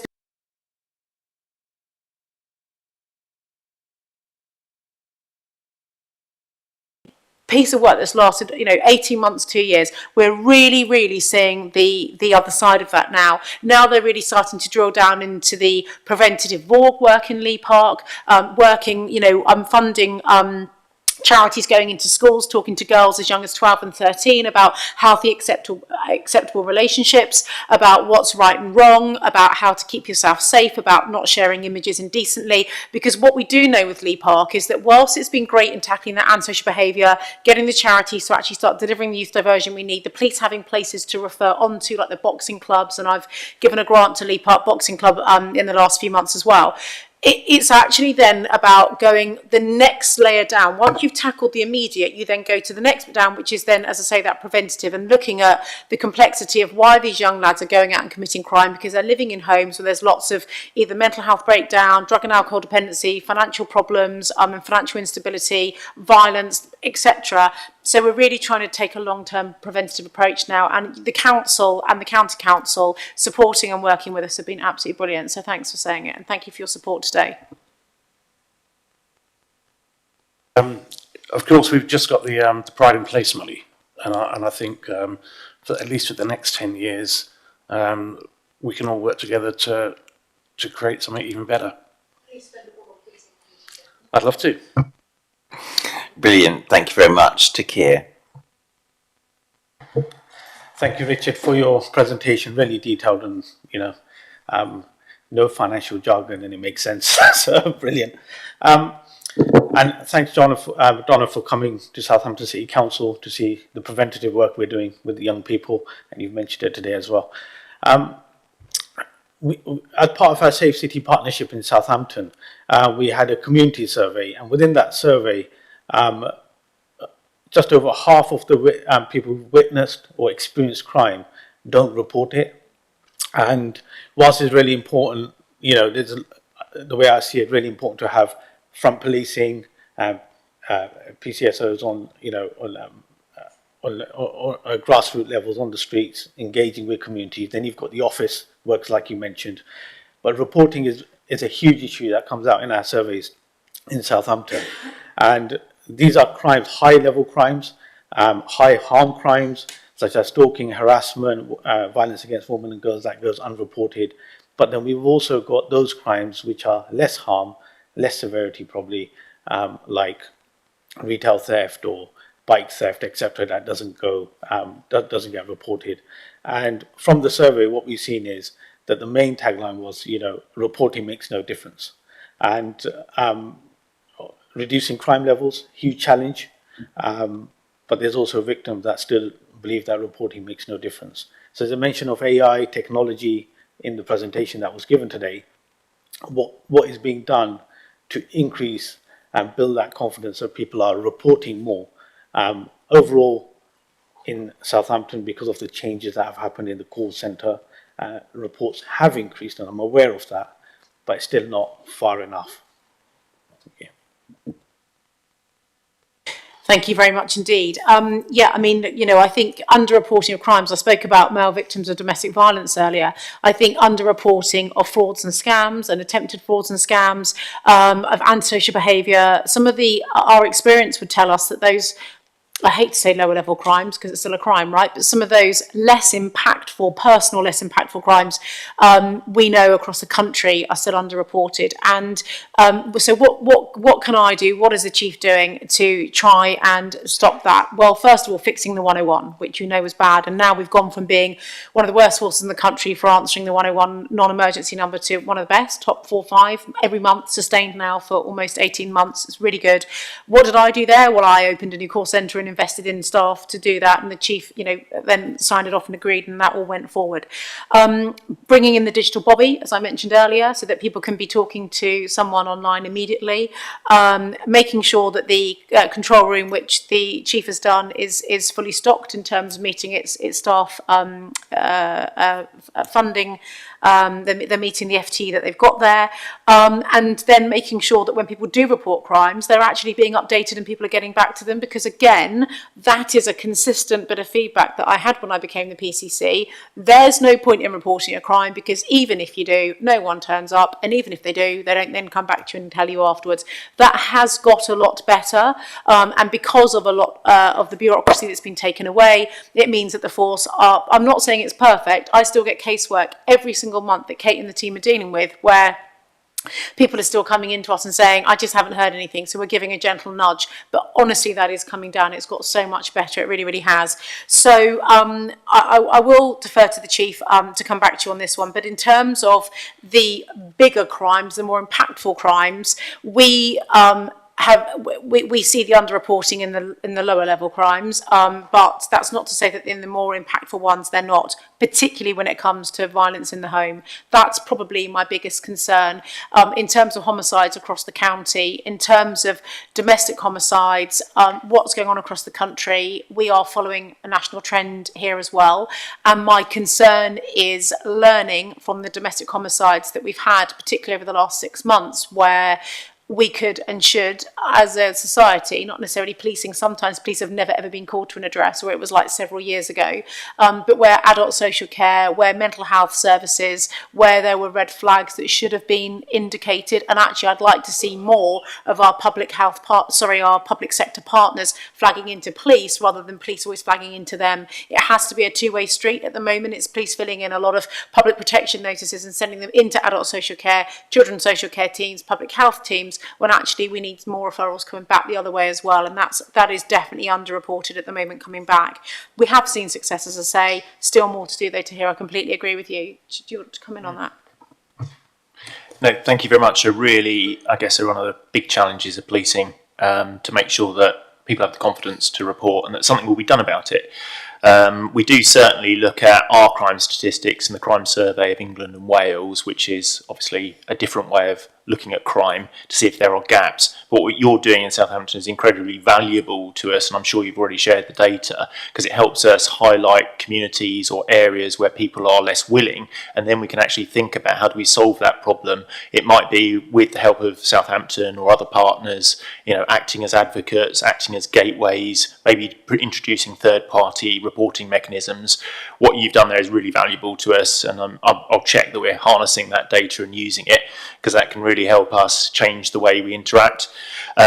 Certainly our responsiveness around victims is well and truly on our performance radar, because if you don't respond and you don't update and you don't take the victim with you, people are not going to be confident to report. So it really is a focus. It's a focus of the government's reform as well, which is quite right. There's a new victims commissioner who I'm sure will be driving and re-energising this as well, to make sure everyone is complying with the law and what they should do, and out of decency for victims. So it's a really, really important area.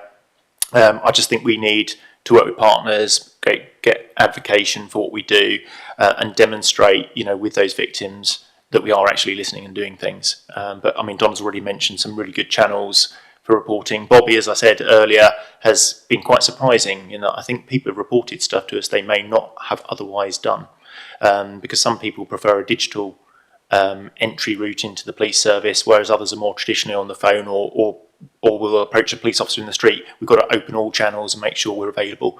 But it's really great that you've done that work, and appreciate it. Thank you. Brilliant. Thank you very much, Joanne. Thank you very much, Chairman. Good afternoon. Well, not quite, almost good afternoon to you. Thank you very much for your presentation, all of you. So I don't have a question, really just a statement to say that I think when you're asking for money from the public purse, I think it's really important that people feel and recognise that they're getting something back for their money, and then there's an appreciation and more of an understanding. And speaking on behalf, and I'd like to think I'm speaking on behalf of a good majority of the residents of Fareham, we do recognise and appreciate the policing support and the improved services and enhancement that we've had in our community. And I think that's really been and I think residents really will agree with my comments. Richard, you made quite a stark comparison, and I think what is really important to appreciate is it's not recognising in what we might get from the precept if we should we agree it today. I think it's more about what we would lose, and that is absolutely fundamental to really understand and appreciate that, because some good work has happened, Donna, under your watch, bringing the bobbies on the beat, increasing numbers, improving the 101 service, and that's come at the price of increasing the precept. And I think today the starkest comment really for me was it's not what we're going to gain, it's more what we're going to lose, and for that reason I will be supporting the precept. Lovely, thank you, Joanne. Trevor? Thank you, Chairman. Morning, Donna. I really wanted to say, not a question as such, because I think my old chestnuts of recruitment have been well and truly answered, actually. But I really wanted to sort of slightly recap to where we were. Having sort of served on this panel with two other police crime commissioners, I think I've got to say, actually, the job you're doing, as Commissioner, you're doing a tremendous job. Your team are working well. So congratulations. And that's really all I wanted to say. Thank you. No comment required, Donna. Brilliant, Philip.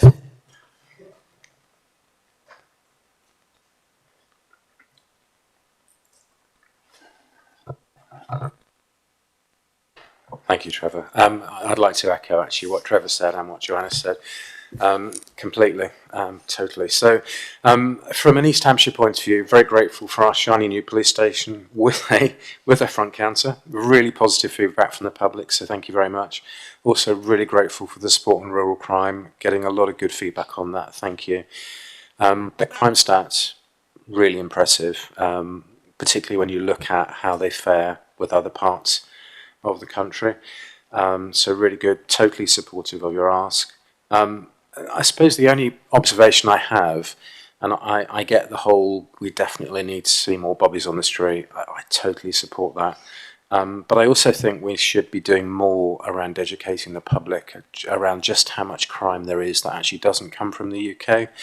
And that doesn't and isn't impacted by bobbies on the street. And I just wonder sometimes if there's a gap there that maybe we don't address as well as we might. But thank you very much for your input, for your inputs this morning. Thank you. I'll just come in briefly and maybe let the Chief say something about the international crime threat, if that's okay. But yeah, just, your area is really atypical of, in East Hampshire, of where we were not serving the public very well when I landed. And I had rural communities across the county for 2 years saying to me, you're not listening, you need to do more, you need to do more. And actually the officer numbers in this force, just to recap, particularly for newer members of the panel, the officer numbers in this force had really been cut back so low that I wasn't able to get into that rural bit until year 3 of my tenure, because there was so much to do to catch up for where there was an awful lot going on, for example, in the cities, particularly where our biggest areas are around violence in the home and other things. But we got there, and we're now doing it, and the Rural Crime Task Force are doing a brilliant job, and I'm so pleased with what they're doing. And we have got a really experienced detective who's also putting together all the crime investigations, dedicated to supporting the rural crime teams, as well as analysts and more officers, and we've invested in the vehicles and drones and tyres to go across fields and pursue them, and dirt bikes that are unmarked, and there's so much that's gone on. And we're looking at a new Eyes On app, which I'll bring to the panel in due course, which follows the UK PAC model for the reporting of shoplifting, but for rural communities, sharing of intelligence. Like the Chief said, and Luigi knows this, that you can't just, if you're going to collect intelligence from the public, you need someone to there and develop it to back end it. Otherwise, there's no point in it coming in the front door. Petersfield has been a great success, and I'm delighted that I'm also going to be giving you another one in Alton. And so the planning application for a small extension to that building will be coming in due course, with a complete facelift of Hatch House that we bought from Hampshire County Council, and we completed in July last year. So that's all just working through. I think, in fact, the planning application may have already been submitted. But in terms of, I've just got a message here, if you don't mind. So in terms of those 15 extra bobbies, and I said that 86.7 of them were going into rural communities. We've got 3 more going into Winchester District, the rural part of Winchester. We've got 2 more going into Basingstoke, 2 going into Basingstoke Rural, 1 going into Hart, 3 going into the New Forest, 1 going to Alton, 1 going to Liss, and 2 going to the Isle of Wight. So you're getting a bigger uplift. That's of the 15 that were supported in the budget this time last year. Of those 36 I mentioned, there'll be another 5 of those will be local bobbies. So that will bring our local bobbies from 214 to 219. 119. I wish it was 219. Sorry. So I need Richard next to me. 119. But that's still not that many for the size of the 2 geographical counties that we have. So I would really like us to get that up closer to 200 as soon as we possibly can. But you've heard about the money and the complexity and everything else. So if we are a winner from the police funding formula review nationally, then I will come back to you with some updates on those numbers. But thanks for your feedback. Yeah, I absolutely agree with you about prevention, particularly, I guess, fraud and cyber online, because I don't think it's something we can police our way out of, all the online harms as well. Unfortunately, quite prolific. We do lots of work with the City of London Police as well, I guess amplifying their campaigns locally around fraud and cyber. We also work locally with the Blue Lamp Trust, for example, who provide advice, guidance, support around burglary and now cyber as well. We also work with planning authorities to work out how best to design out crime in the first place. So there's lots ongoing, and prevention was another, I guess, key point of the government's white paper on policing. They want to see us move back to a more preventative approach, working with partners, because of course we'd all rather the crime didn't happen in the first place. If we can prevent it, target hard and support people, I'm right behind you. We should be doing much more, and we will be. Thank you very much. Kimberly. Thank you. Perhaps more a comment rather than a question. And hopefully I echo some of what has been said already, but and I do agree with the comments that Joanne made earlier, when it comes to what we could lose if we don't go ahead with this. And I just want to make it very clear, though, in all our positions, however we stand, we know that we're in a cost of living crisis at the moment, and as Donna said, or pretty much austerity at the moment, and we know the pressures that our residents have and are facing. But at the same time, as Joanne said, we can see what we lose if we don't go ahead with this. So I think it's really important that we support this going forward. From my side of things as well in Portsmouth, I have seen more police out on the beat as well, which I'm really pleased with. And I have had, you're always going to get comments of, I don't see a police officer. I've seen quite a few around and about, and I do link up with our beat team, who are absolutely fantastic, really reactive to things as well, and come back to us very quickly. I'm really looking forward. I'm going to take you up on that walk the beat as well, and I'm sure some of my colleagues across the city will as well. But yeah, I just wanted to make a point. We all realise that we are in this cost of living crisis, and we know the pressures local people face. But it's just not worth losing what we have or what we could have. So I do support what you're proceeding forward with, and I just wanted to make that clear to raise residents' concerns, but also that we do have to proceed forward with these kind of things. Thank you, Kimberly. And I'm going to say this slightly tongue-in-cheek. I'm not surprised that you have seen recognised policing, particularly in the part of Portsmouth where you're a councillor in Milton, because last Sunday you had an awful lot of police officers in your ward for that football match. So there was a lot, and it's very expensive as well. But I won't go on down the money one because I've said that enough on BBC Radio Solent and others. But yeah, thank you for your feedback. It means a lot. I just wanted to add, if I may, to Kimberly's point. There's something, isn't it, that I hope will be a little bit more transparent in any reorganisation for the police force, which isn't my experience of the reorganisation conversations about local government. There's a reality that I get slightly obsessive about. Of course, everybody takes very responsibly our position to make sure services are delivered, but other things happen that have a very direct result and impact that residents really notice. And for me, the cover-up in reorganisation for local government is about council tax harmonisation. That it's absolutely part of the calculation, but it's not very visible in lots of the conversations that are happening, and that ends up being a council tax increase with no democratic mandate.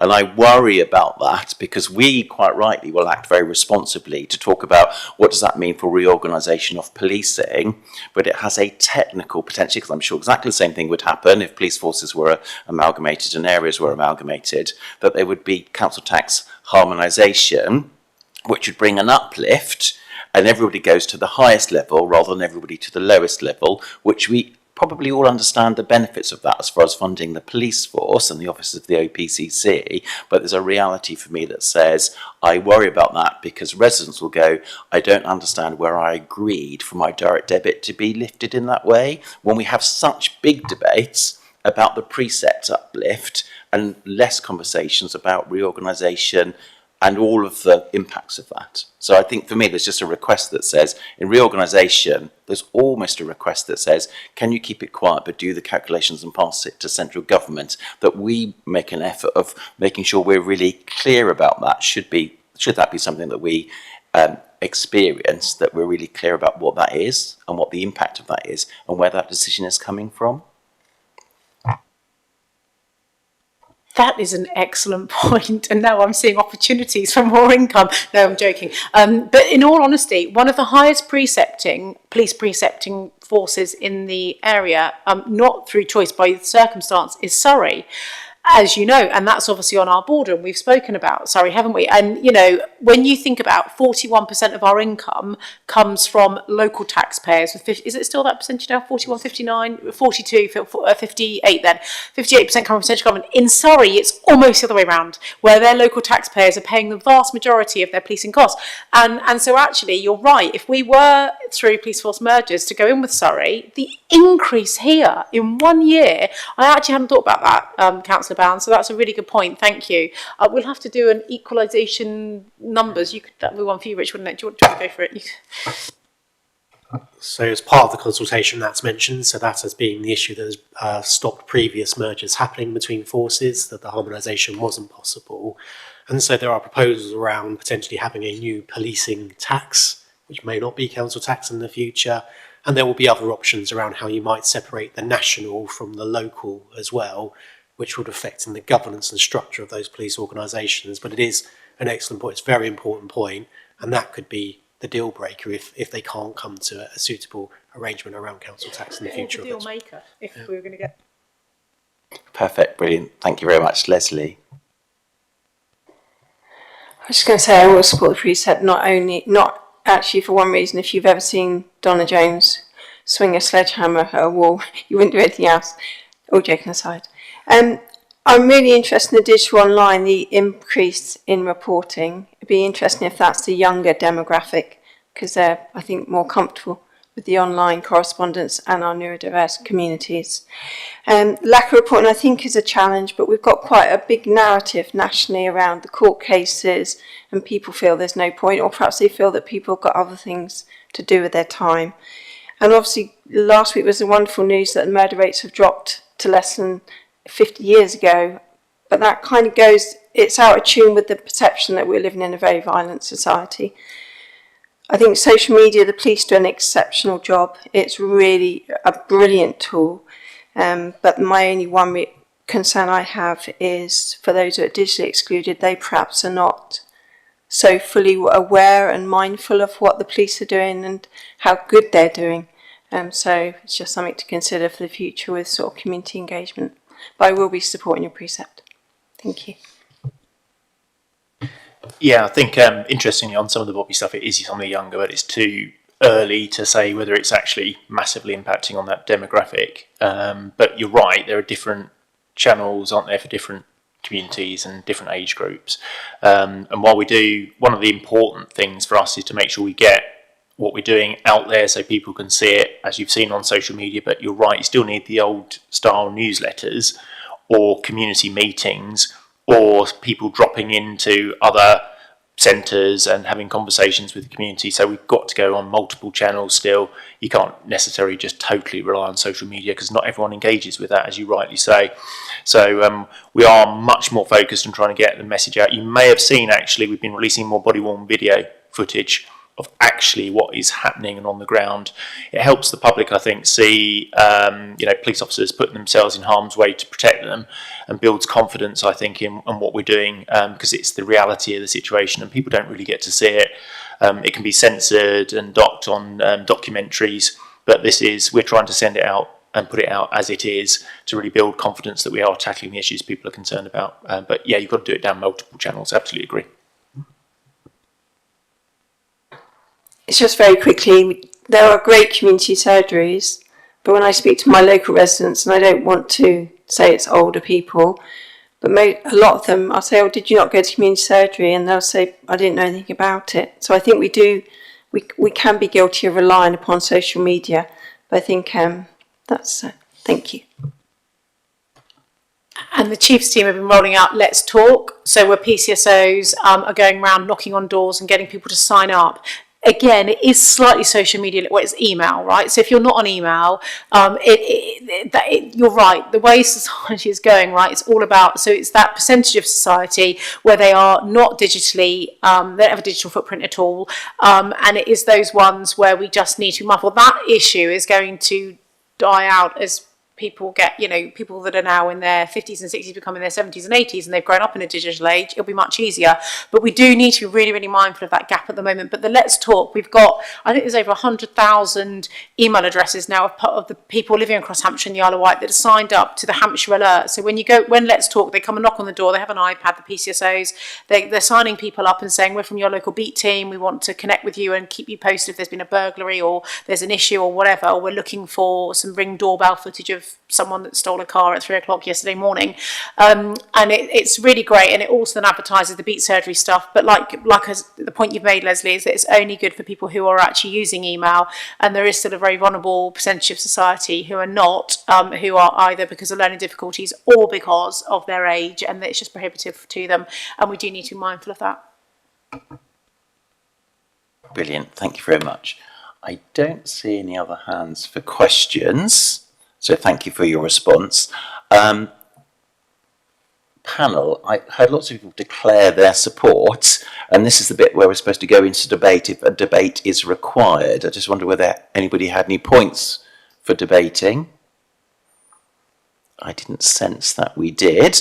So in that case, if I can remind us of our recommendation that we have, which is on page 7, that the panel supports the proposed precept increase of £15 for bandy properties, which is an increase of 5.5%, which is equivalent of £1.25 per month or 30p per week.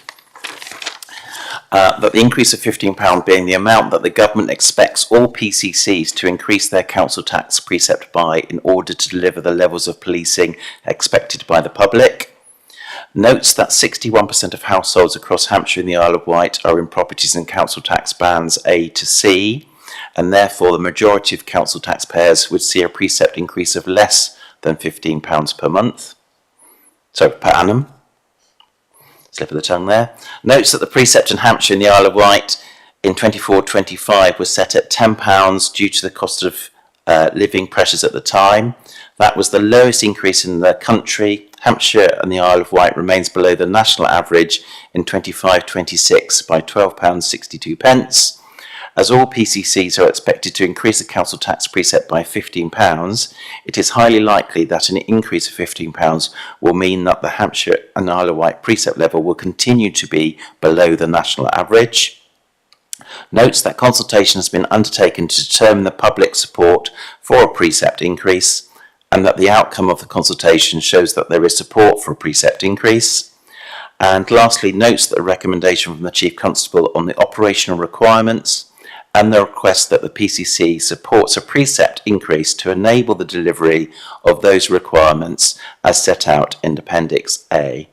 I wonder if I could ask for those members of the panel that support those recommendations. Brilliant, thank you very much. No abstentions, nobody against. That's brilliant. Look at that, Donna. Who knew? And thank you for the explanation. We've had a really thorough conversation, and as always, both you and the team have given us lots of detail which helps us understand what a lot of that is and how it will work and what impact it will make. So if we can move on to item 8, which is the Police and Crime Commissioner's Police and Crime Plan Performance and Delivery Update, which is on our pages 73 and 82. We have this update of efficient and effective policing, which was on our work programme. I'll invite Karen from the Office of the Police and Crime Commissioner to take us through the presentation and then invite questions from the panel. Are you leaving us, Alexis and Richard? Thank you very much.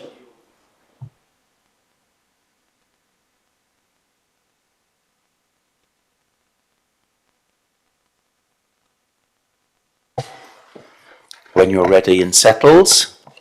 Thank you very much, Chair. Today I'm going to present how the Commissioner holds the Chief Constable to account for securing the maintenance of an efficient and effective police service. So we start today with an extract from the Police and Crime Plan.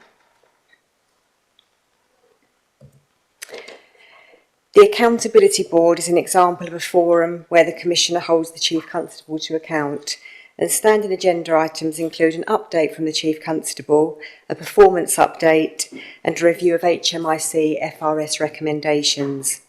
The Commissioner also focuses on other themed areas, and topics discussed over the last year have included vetting, sickness, recruitment, neighbourhood policing, firearms licensing and local bobbies. The Commissioner's team also attend the Force Performance Group and the Strategic Resource Management Board. The Joint Audit Committee was established by the Commissioner and the Chief Constable to support them and statutory officers in ensuring effective governance and risk management arrangements are in place and that they're functioning efficiently and effectively. The committee scrutinises the draft statement of accounts and considers whether appropriate accounting policies have been followed, and they make recommendations for improvements to anti-fraud and corruption strategies. The Joint Audit Committee is attended by the OPCC and the Constabulary, and that's independently chaired. The OPCC undertakes thematic scrutiny in targeted areas, and over the last 18 months that's included road safety, neighbourhood policing and business crime. And these in-depth reviews lead to recommendations that are tracked to support continual improvement. So, for example, a recommendation from the road safety thematic scrutiny was for the Constabulary to work in partnership with the PCC to continue to raise awareness of e-scooter use amongst the public, and that led to a media campaign. And the PCC was also recently invited onto BBC Politics South to talk about issues including e-scooter safety, where she again reiterated the need for a national education campaign and highlighted Operation Crush, where illegally used e-scooters can be seized and destroyed. The PCC's team also manage a number of multi-agency scrutiny panels which meet every 3 months and are attended by a range of partners. At each panel, members review a random selection of cases based on a specific crime type or theme. And you can see from the slide that the scrutiny panels include out-of-court resolutions for young people, also one for adults, stop and search, use of force and custody detention. And following the panel, recommendations are made to the force. Learning is shared in many ways, including directly with the officer involved, through a relevant board, posting improved guidance for staff on the force intranet. The training school can integrate feedback into officer learning and also promote greater interaction with the Crime Knowledge Hub. Scrutiny panels members will also share positive feedback, for example, effective communication or recognising the calm and professional demeanour of officers despite sometimes challenging and complex circumstances. Twice a year, the PCC hosts her Commissioners' Oversight and Policing Services, or COPS, Forum, and this welcomes members of the public who submit questions to the Commissioner and the Chief Constable. COPS regularly attracts over 100 pre-submitted questions. In October 2025, there were over 160 pre-submitted questions, which are then clustered into themes and responses given. Panel members will recall the recent positive outcome of the latest PEEL inspection, or Police Effectiveness, Efficiency and Legitimacy Inspection, where the constabulary were praised by HMIC FRS for its significant improvements. And the inspection found that the force had no areas requiring improvement, with all categories now rated as either good or adequate, making Hampshire and Isle of Wight Constabulary one of only 5 inspected to achieve this status nationally. PCCs have a statutory duty to ensure there is an effective independent custody visiting scheme in place, and this reports to the Home Office. And you heard from the Commissioner today about her recent visit to the Hampshire and Isle of Wight scheme, or to one of those. Independent custody visitors are volunteers who make regular unannounced visits to police custody suites to check the rights, entitlements and wellbeing and dignity of those being held. Over 28,000 people were held in police custody in 2024-2025, with more than 1,500 seen by the ICVs. An annual report is published summarising the outcome of visits, promoting transparency and accountability for the police, and reassuring communities that anyone held in custody is being treated fairly and in accordance with statutory legislation and guidance. And you also heard the Commissioner today mention how the Hampshire and Isle of Wight ICV scheme were awarded silver status by the governing organisation ICFA, the Independent Custody Visiting Association, and they're currently working towards gold status. And there are currently 37 active ICVs across the 4 custody suites of Hampshire and the Isle of Wight. The Strategic Youth Independent Advisory Group is a voluntary group comprising young people who are independent from the police. They meet 6 times a year to review and challenge policing practices, helping to continually improve the police service to the public. And since April 2024, over 600 volunteer hours have been given. And this slide lists some of those areas that the YIAG have interacted with.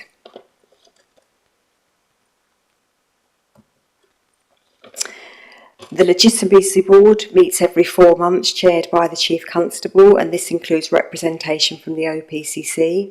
Each strand is led by a senior officer who reports into the Legitimacy Board. Strategic objectives are to nurture an ethical and inclusive culture, develop leadership capability, increase public confidence and visibility, and invest in our people to deliver excellence. In the latest PEEL inspection, HMIC FRS praised Hampshire and Isle of Wight Constabulary for its support to underrepresented groups to maximise retention. The OPCC has its own Equality, Inclusion and Diversity group, supporting high standards of equality and inclusion in all that we do. And membership includes staff with personal experience of one or more of the protected characteristics as defined by the Equality Act 2010. And you heard in the PCC's announcements about her recent address to the Hampshire and Isle of Wight Constabulary Black Ethnic Asian Minority Network AGM. Providers of all the PCC's commissioned grants and contracts must contribute towards the elimination of unlawful discrimination, harassment and victimisation. And the final point for me, equality impact assessments are completed by the OPCC as part of the commissioning process. And that concludes my presentation. Thank you, Chair. Brilliant. Thank you, Karen. Donna, is there anything you wanted to comment on before we go to questions? No? Panel, questions? To Keir. Yeah, thank you for that. Just around increasing public confidence. Again, I refer back to the Southampton survey because that's a survey where it came through that the public confidence has reduced, and that again impacts reporting as well. And it reduced from the respondents from 18% down to 15%. So it's already quite low and it's reduced even further. And for us over there, it's a big challenge. And what is being done to increase public confidence which impacts on reporting as well. But overall, and the second question is regarding members from the ethnic minority community and the recruitment and retention drive for ethnic minority communities to join the police force and to have not only the front position but also office-based positions as well. Thank you very much. So overall, in terms of victim satisfaction and code of compliance for the force, and obviously we've got the ONS stats that come out regularly. So this is the figures I'm going to give you here. Obviously, Takir, you've been looking at the city of Southampton. This is for the whole force area. The victim satisfaction overall for all crime is 53.1%, saying very happy, and then you get lowering like moderately happy, and it goes down in a sliding scale. For the use of our triage hub, it's 57.1%. The victim satisfaction for residential burglaries is 69.1%. We'd like that to be at 80%, but it's currently 69.1%, with 98.2% of residential burglaries having 100% attendance rate. 100% is the target. 98.2%, that's because you've always got someone on holiday or someone who says, I just can't be there when you want to come round. I'll come round and see me in a couple of weeks' time. But that's running at just under 100%. In terms of the victims' code of compliance, there's a whole lot of stuff which perhaps we can take you subsequently. Under the victims' code, there's a whole lot of things that police forces have to do and that I then have to do in terms of commissioning victim services to encourage reporting and to encourage victims to feel assured that when they are making crime reports, things are happening and what's going on, to try and build on some of those issues and what you're seeing in Southampton effectively. So that also is putting us out in the sort of mid-70s in terms of compliance with the victims' code of where we'd want to be. Again, we've set ourselves a target of 90% on that one, and the domestic abuse victim satisfaction is running at 77.4%, which is actually one of the higher ones in the country. So in terms of where we're at, and we're also through my office surveying and the force then surveying in terms of victims satisfaction and making sure that people feel assured and comfortable and confident to report crimes. Do I think more could be done? Yes, I do. I think there's two things here. One is that things like that Charing Cross documentary, I know it's in London and I know it's the Met, it's not Hampshire Constabulary, but when these things happen, it really does affect policing across the country. It really affects trust and confidence in all police forces, even though this is happening in one police station with a very specific cultural problem in the capital city. And, all police forces anywhere in the world, the police force of the capital city always has a different culture to the rest of the country. It's just a different feel, different levels of crime. But actually, we have to work really hard, I say we as in policing family, to try and counter some of that narrative. And of course, the press also love reporting on the things which of course sell papers. That's their jobs, right? So they're not giving you the good news stories of when children and a mother have been safeguarded at 3 o'clock this morning and taken into a refuge, and there is a real fear of threats of safety and life at that property. But they will report on the one incident where someone sadly lost their life in a domestic situation, for example. So it is really tricky. The Chief mentioned a strategy that he's got to try and counter some of the problems you're experiencing in Southampton, which is he's very specifically targeted the police force comms team to be sharing, as he said, body-worn video and good examples of really proactive, robust policing, whether it be arrests through drug misuse, through drug driving, whether it be through stop and search and then someone's got drugs on them, whether it be finding knives, whatever it is. Once someone has been sentenced and it's safe to share that footage, to get it out there. There was some stuff I shared on my social media over the last 2 or 3 days, which I just literally lifted from the police force social media, which was around an opchromium, a car spinning around. I think it might have been in a car park in Basingstoke actually, but where dreadful driving, really dangerous. And then at one point when this car is literally doing handbrake turns, donutting in a circle, a spectator cuts across the big circle with all the hundreds of people watching on the outside and walks right across to get to the other side. And you think, oh my God, the car's literally like spinning out of control right next to him. And unfortunately, we have had a situation where that happened and someone was dragged under a vehicle and had some quite life-changing injuries. So, you know, yeah, the chief is really challenging the force and the comms team to be sharing proactive comms to be able to reinforce to the public, when you report, we do go and arrest, we do go and do this, people do go to prison, this person in this car park has just been given, you know, a 6-month prison sentence or is banned from driving for however long. You know, it's those sorts of things that we need to do, because that will drive up people's trust and confidence. I think if there are more specific issues, which I'm really picking up from you, there are in Southampton, then perhaps it's something we need to take offline with you. But, you know, there is so much that's being done in Southampton with the police, as you know, and your council are very, very good at being very proactive with us. And in some ways is probably the example of how other councils should be working, particularly around the children's safety team and Robin, what he's doing. I mean, it's really, really encouraging.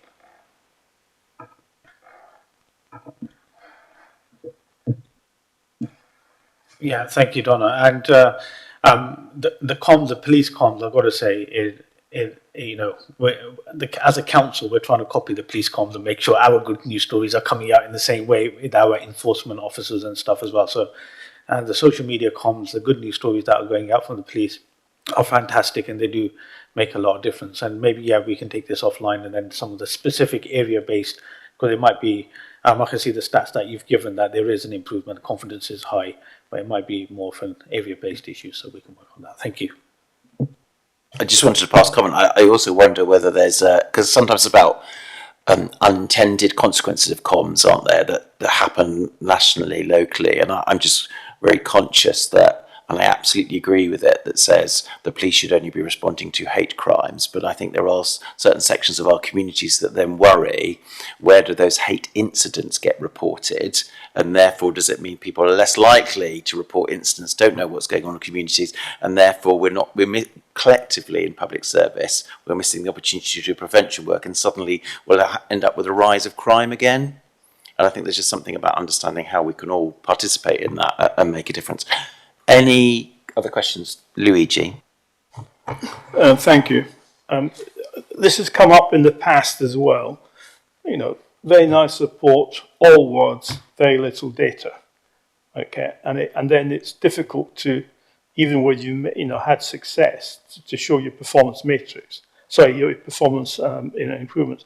So that's, you know, and unfortunately Shirley's not here, because I suspect she'd be going on about the same thing as well. So it's interesting that, you know, you brought out a set of figures which showed that actually, you know, the vast majority of the public are much more responsive maybe than they are in Southampton.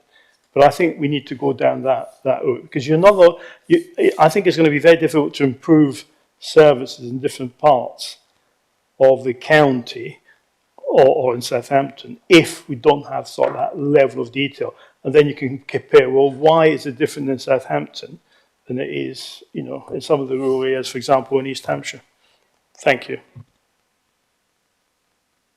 Just to build on that, Donna, I just want you, because there was a very specific comment earlier about the work that was done for response of 101, and I was wondering about whether you could talk us through what you think the trends are as far as response times generally, because I think lots of those very simple measures for residents would be actually, what's the response time, how long have I had to wait for whatever the service that the constabulary is delivering?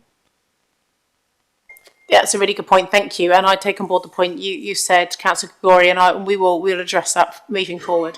Grade 1 response times in Hampshire have been consistently pretty good. They've always prioritised the big important stuff, and we've had no criticism there.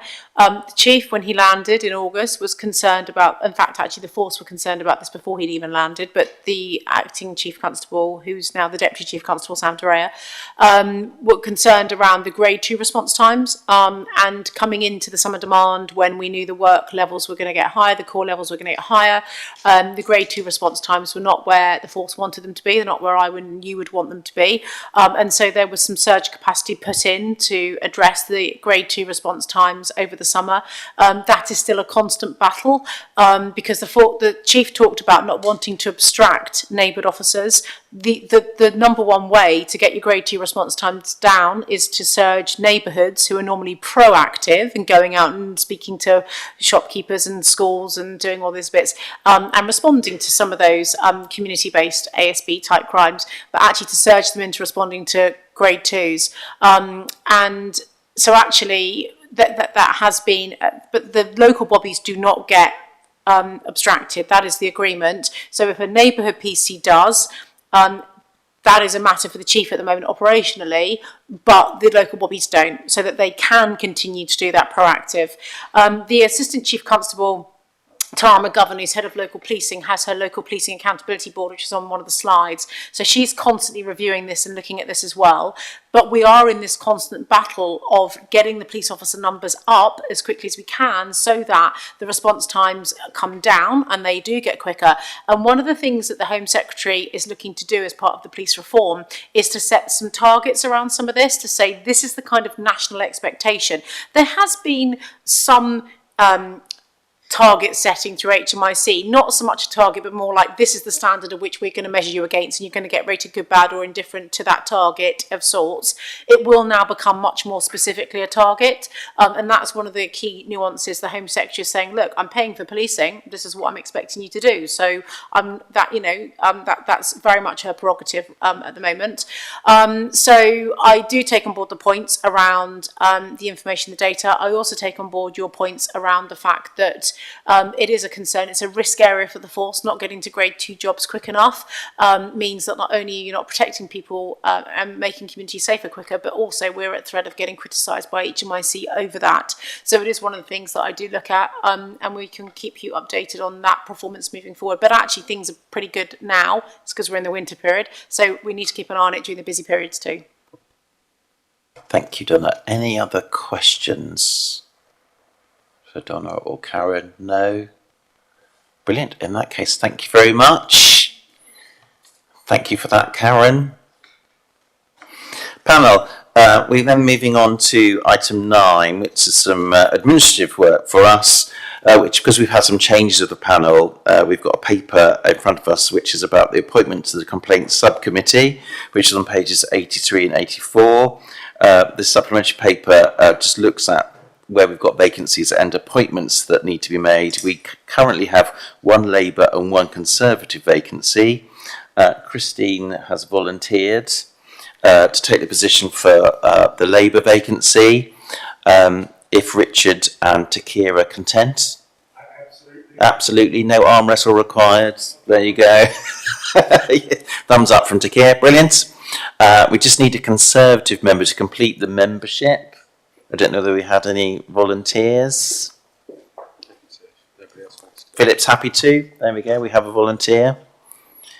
Brilliant, thank you very much. So the recommendation on page 83 is that the panel agree a new Labour member to sit on the Complaints Subcommittee, and that will be Christine, and that the panel agree a new Conservative member to sit on the Complaints Committee, which will be Philip, if we're all happy with that. Brilliant, fantastic. Then moving on to item 10, which is the Police and Crime Panel Work Programme. The current work programme can be found on pages 86 of the pack. Do members have anything else they wanted to add, or any comments on the work programme that we might have picked up today? The only thing I wondered about putting something there, it doesn't necessarily need to go to the work programme, but maybe things that we need to keep an eye on as far as where we programme it in when things become a little clearer, is just that whole thing about transitional arrangements, going from PCCs to police authorities or whatever it looks like. But I just think there's something about making sure that's on our horizon scanning, so that we sort of put it in when the time is right, if that's all right with everybody. Yes? So the recommendation we have is that the work programme, subject to any recommendations, is agreed, and we're in agreement, are we? Brilliant. In that case, thank you very much. The end of the meeting. We can end the webcast. Brilliant.